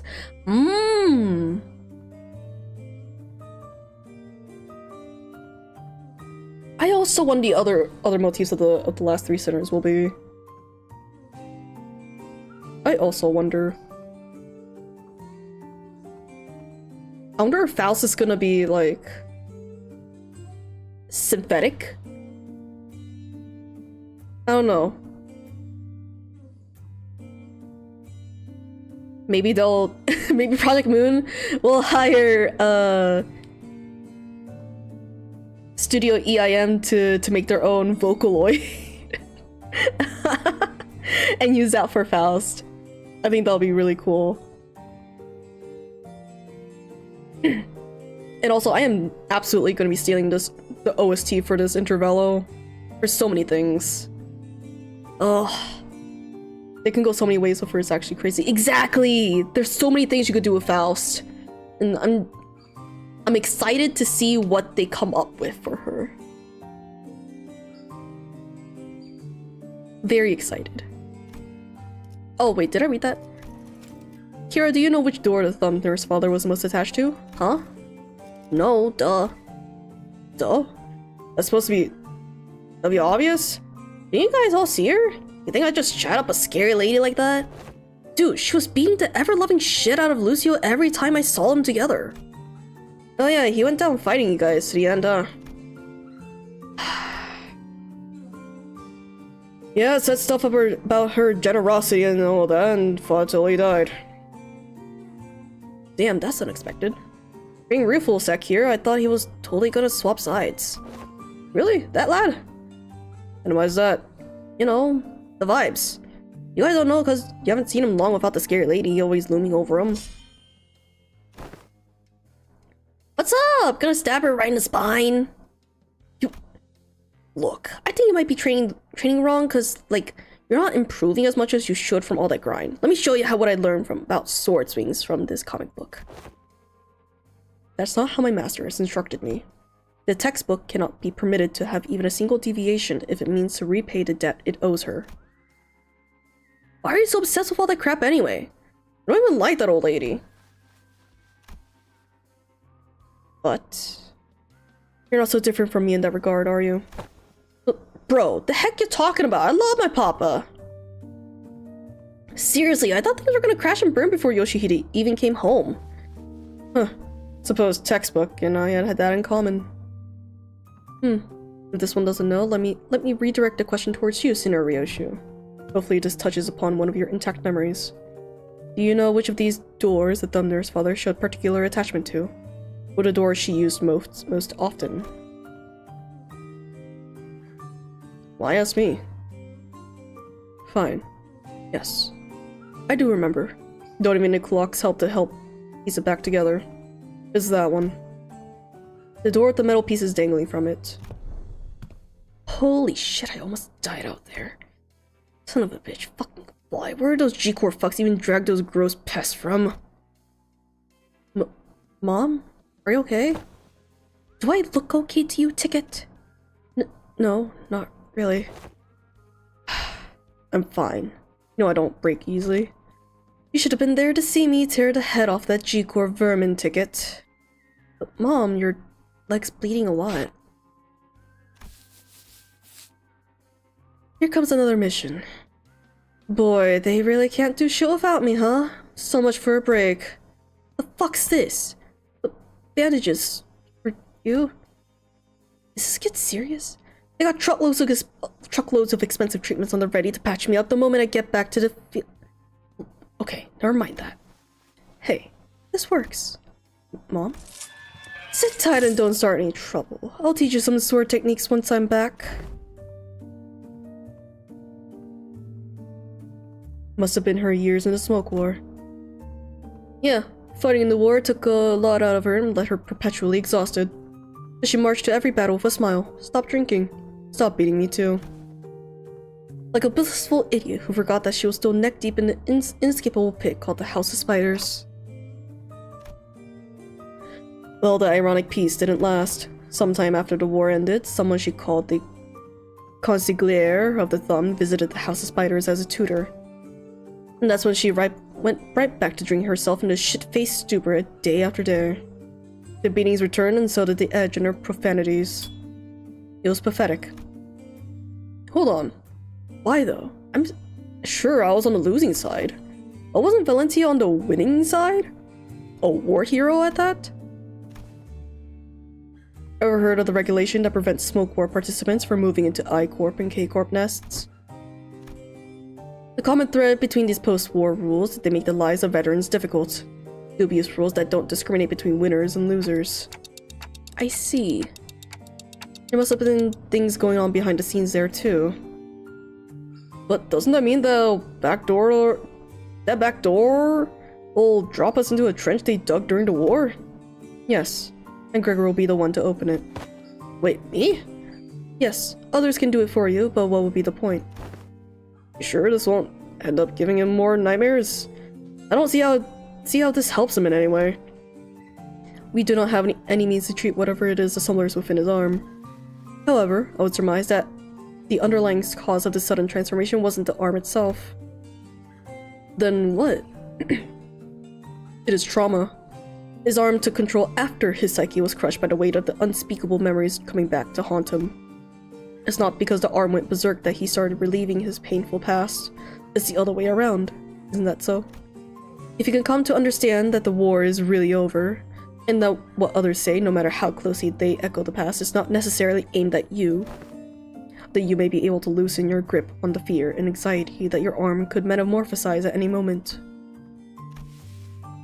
While her suggestion may be blunt, it is one of the basic treatment principles of MCORP's psychotherapy centers. Fine, then. Guess I'll open it up. Gregor walked up to the door, grabbed his handle, then paused, taking slow, deep breaths. And with one arm, he gently opened the door. Why are you running? You should be taking the lead on the front lines with our G-Corp banner held high. I don't want to die! It's nice to have a place to go back to. Oh, right. Happy 15th birthday. But you can't possibly have the cheek to call me cruel. You G-Corp pests were far more messed up than I ever was, ripping people apart, cannibalizing them. You're nothing but a swarm of fucked up monsters. I thought I'd woken up from the dream. But I was still... Oh, and this scene comes back up. Okay.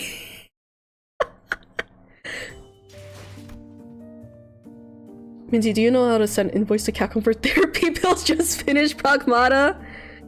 I don't know. Try customer service? Continuable. Clear within 10 turns. Memories. Alright, who fixed member needed? Nice. Which means I get to use him! My guy, my dude!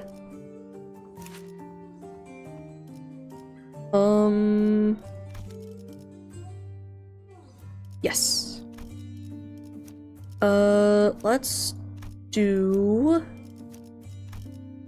고착전 시위를 반. full stop. 이번 의뢰는 몇 발이나 들고 가야 하냐? Full stop, and we'll bring Rhodian? We'll bring Rhodian. 내 작품 또 보고 싶었나 봐. 가시죠. 가쪽 의뢰인가요?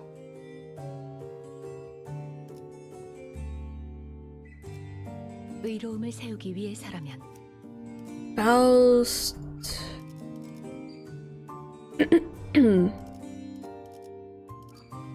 We'll 일인가요? bring. Yeah, we'll bring Sinclair. 책임. 걸맞는 곳이요. There we go. 부탁드려요. Guess who finally got Valentina 412? Ugh. Oh. That sucks. Rick is probably still guilty. Probably. Oh.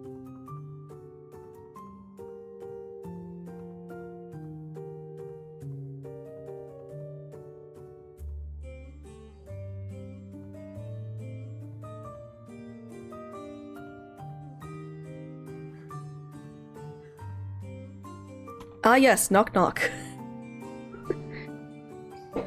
It's all good. Probably, Sugozi probably is also still digesting both Lucio and Valentina. Don't say that!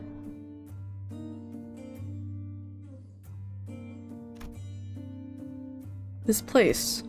Huh? It's just a boring old office. I was kind of ready to be shook thinking we're about to walk into a war zone or something. You recognize this place? That's a regular ass dude. Huh. Of course I do. My last job before Limbus company. My desk was over there. Here's the tip, fellas. When you're working in an office like this, always get a corner desk facing the wall if you can help it. Let you hide from the bossman. Out of sight, out of mind. You know, you can do whatever you want that way. Work, chill, or even freak out in terror as the slightest sound of metal clinking. Nobody will catch you. Nobody will think you're a bother to other people. Gregor grins, a bitter, mocking smile directed at himself. Only downside of this desk arrangement being people walking up behind me to get my attention. Higher-ups just had to holler, "Hey, vet hire!" And I scuttle right up to them, but others can't do that. So whenever people walked up to me from behind, I get afraid that I might cause an accident. Vet hire. That must be about the post-war veteran special employment. Right. But I couldn't possibly complain. Wouldn't have gotten the job without it, you know? Not everyone was lucky enough to be considered for that. I was better off than most. Gregor? Head manager? Ted? Gregor whipped around his hand, instinctively leaping to his other arm. There was an unfamiliar man in a clean suit standing behind us. It really is you, Gregor! And I see some new faces with you.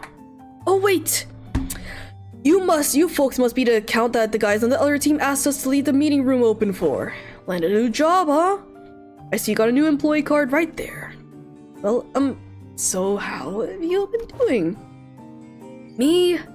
Same old, same old. Well enough. It's not like I got anywhere else to go, right? I'm not surprised. You found new work so soon. You were always a dependable guy. Is the pay good? How's life, man? Oh yeah, you were gonna sell that commemorative coin. Some kind of medal, right? Hope you got paid good money for that. Look at me, asking how's life to a fellow citizen. Can't imagine anybody who would have anything good to say to that, huh? Moving on, hope no one's hounding with you with vet hire shit over there. No, not at all. There's none of that here. Hey, that's good to hear, man. Glad you don't have to deal with that dang jackass of an exec VP messing with you like he was a war veteran himself. You know how many years I had to hear that geezer bragging about he profiteered from the war, pulling himself by the bootstraps, and how in every peril and opportunity is waiting to be found. Blah blah blah. I'm preaching to the choir, aren't I? That guy, huh? Is he still taking his sauna breaks during work hours? Haha, what do you think? His C misses his ass every day. Oh, and get this. Remember how I used to call you his special employment fella's Nepo Force? A few days ago, his name showed up on the HR report. Guess what it said? Turns out he was lining his pockets with kickbacks when we were choosing the fixer office for a partnership project. Huh, there's about to be a vacancy in the office real soon. Really? Isn't he, an actual Nepo? Thought he was the president's family. Yeah, man, it's that bad. It's what anyone ever talks about by the water cooler. Is there anything I learned here is that people obsessed with back in my days are all kind of like him. They hate how their glory days are behind them. Kind of like a distraction from how pathetic they are now. And hey, a Backstreet's kid like myself don't have glory days to look back on and yearn for, right? I look back and it's all doom and gloom, If you've ever hit rock bottom, you also know the only way left is to go up. You've said something like that before, yeah. Yeah, guess it's my own brand of bullshit philosophy. Oh boy, look at me running my mouth in front of our customers. So sorry about that, folks. Oh, don't worry about it. That's a pretty unique prosthesis you got there. No worries, but it seemed that you were on your way to submit those proposals. Gee golly, I'm late. Thank you for snapping me out of it. I'm gonna get one heck of a scolding. Anyway, Gregor, hit me up sometime, huh? Let's go out and catch up over a drink or something. Sure, if I get the chance. The man who seemed like Gregor's former co-worker hurried away, but didn't forget to wave us in a good-natured goodbye. I can see a little bit of him on the way you would talk, Gregor. Come on, I don't sound as old as he does, do I? Moses, who had been quietly observing as Gregor and his former co-worker chatted, exhaled a light stream of smoke and slowly began to speak. Many of us who returned from the war seem to suffer from a certain misconception. When we are told to remember, it does not mean we are bidden to live through the nightmare of the past over and over again. We're not being cursed to relive the pain and suffer in it. Both Ezra and I, we are both still trying to be free of the misconception we inflicted on ourselves. It's not like I remember because I want to. Well, if you can't bring yourself to forget them, might as well include in your memory the fact that the war has indeed ended. Fine. You're not wrong there. Gregor stared right at his arm for a while, quietly contemplating. Manager bud, I can't say I can give you any reassurance, but just going on with my life seems to be the best answer for now. I just want to ask if you're okay with that, though. I'll manage, but it's you who's going to have to deal with the aftermath. Gregor will always say the same to those suffering from the cruelty inherent in living. Still live on. Just live on. Yet as his lips spoke those words, his eyes would take on a desperate and unfocused look shaded beneath despair. Today, the gloomy gray seemed to give way just to a hint of the blue sky beyond. This may be no more than a single ray of the sun peering through the dark clouds that have long suffocated the sky. It would probably take more than this for the shadows to be fully lifted, but don't you worry. I'll be fine. It's a big step forward for him to have addressed even a little bit of that persistent anxiety from his past. When we emerged from the door, we saw Otis facing away from us, her weapon drawn. Wait, I don't think she even followed us through the door. Huh? Were you here the entire time? Yes, I was told by the Allen figure that someone has to stay behind and watch the door during these operations. So I stayed, and... Oh man, it's those asshats again! Weird. The corridor is not a place for these newbies to be roaming around on their own. As you can see, a few uninvited guests have decided to visit us through a different door. I looked past Otis just in time to see more followers pouring in from the corridor through a different back door. They must have been trying to find a way to get to the ring nurse father's corridor. Well, we can't just let them through, can we? Kill them all. Okay, okay, Dante.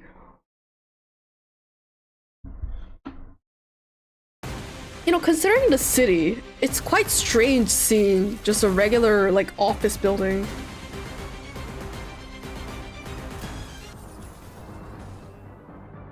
Quite strange.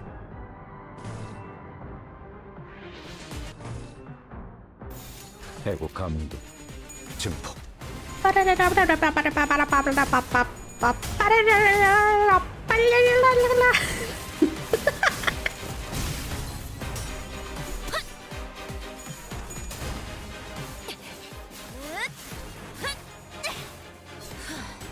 바이올렛 브레이크 슬랩.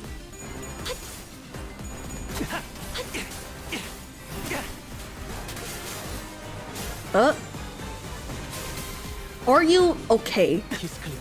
I see. 공로 지원한다.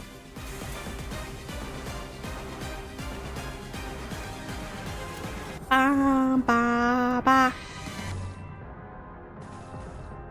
ba da ba da ba da da da da da da. 막아내지 못해. I actually like when they show normal life in this kind of thing, makes it a bit more believable. Kinda does, yeah. 그 삶의 마침표를. Gives you a little glimpse as to, like, I guess, like, the vast majority of people? 히스클리프. 지금 시야 확보. 쏜다. And not just fixers and associations. Not that they also make a majority of the population, but I don't know. Something about it. 사격 개시. Oh, hi, Freezer. I love grass. Oh, congratulations, you love grass. Thank you for that input. 사선이 비었어요. 공로 지원한다. 가만히 있어. 지금 구해줄 테니. 사선이 비었어요. 시야 확보. 쏜다. Alright, how many of you? 12! 12 of them! That's so many! You want red. And I don't want to use my ammo on those skills. 불가 위야. 막아내지 못해. Get him, Rodian. Fuck him up. Right after, there we go. Nice. 아이씨, 짜증나게.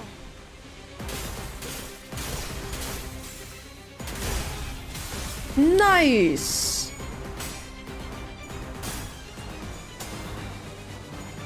Get gloomed on. 모든 무상무정 시선을 봐야 부질없다 해도 기꺼이 저 풍진 세상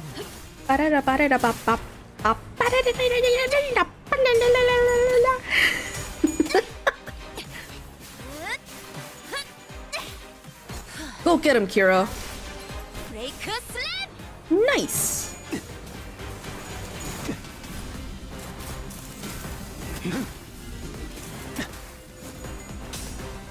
Bong.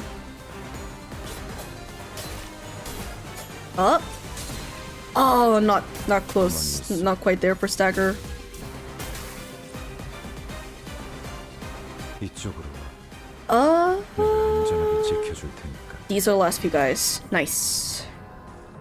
Which means I could probably use everything here. Actually, you want red? No, you don't want red, but I will use everything nonetheless. 무용하군요.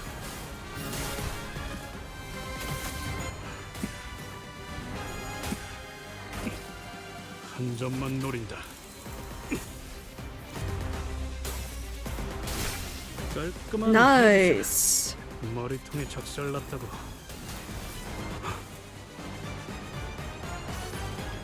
Go get him, Honglu. 흐릿한 등화 곱게 적은 Dragons. 종이에 번졌으니 식구의 한해 용이 되어 Nice. 빈 벼루에 남았구나.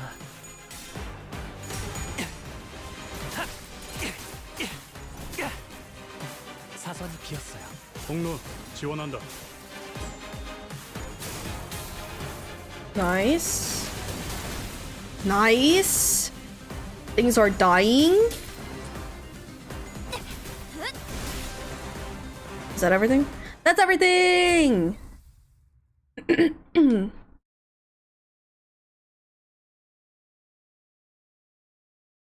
Why does Valentina love going through that office though? That door 그 that, 정도 that goes to the 활약으로 우리 office. 사무소를 막을 수 있을 줄 알았냐? 저놈들 무기까지 주어서 철수하자고. Why is that her favorite door though? Huh. Interesting. So close yet so far. How long is this event? 5:14. Oh, this lasts for a while. Okay. I can take my time. Wait. It led to a smoke war last time. She felt like a legend. Oh, right. Fair enough. Yeah. It used to be something else. And only now is it an office building.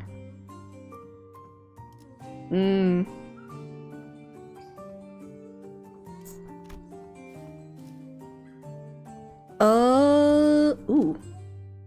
Do I take these? Do I take these now? I mean, would. I think I will.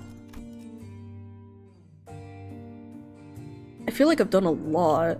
Oh, and this is also going in a circle.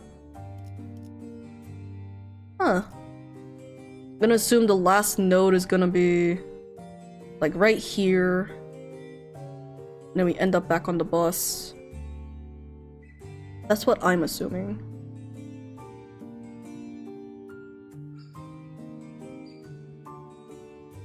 Also, obligatory mention of Otis not facing the door, the smoke war not moving on. Oh man, wait, after Marisol's, it's Otis, right? Wait. After Marisol, it would be... Where did Rojas? Yeah! After Marisol, it's Otis and then Faust. Oh shoot, we're getting to that point, huh? Oh. We are... There's gonna be so much stuff that goes in these last few cantos. Assuming that it's just gonna continue like this. There's gonna be so much information.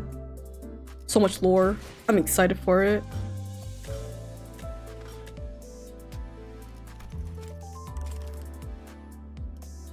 Tempted to pull, but I don't think I should. I don't think I should.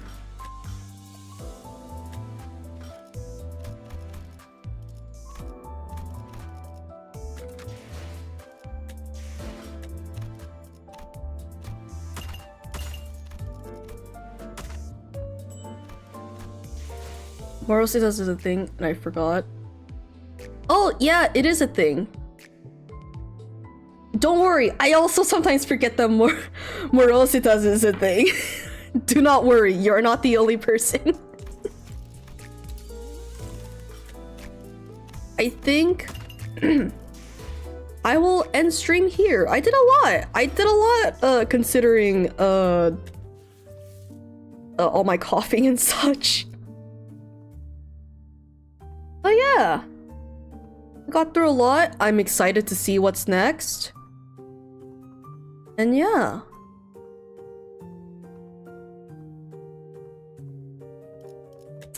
Well, part 2 will be next week.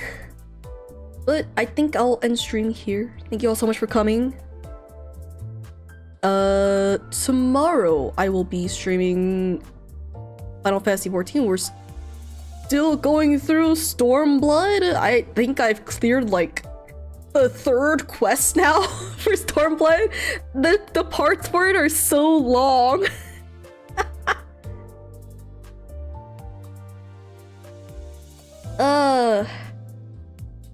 I used to solo Mirrodon. That was my crutch. I betrayed my most beloved friend. Oh, it's alright. They'll forgive you. But anyway, that'll be it for me. Thank you so much for coming. Don't forget to like and subscribe. Yippee, because the YouTube algorithm probably hates me because I took a break. There's just nothing I can really do except just ask politely. But if you do, I would appreciate it very, very much. Tomorrow I'll be streaming at usual time, 5 PM EST, 2 PM PST, 10 PM UTC, depending on where you are in the world. And that will be it. Please take care of yourselves, please stay hydrated, and most important of all, please be kind. Alright, I'll see you guys. Bye bye. Bye bye bye bye bye bye bye bye.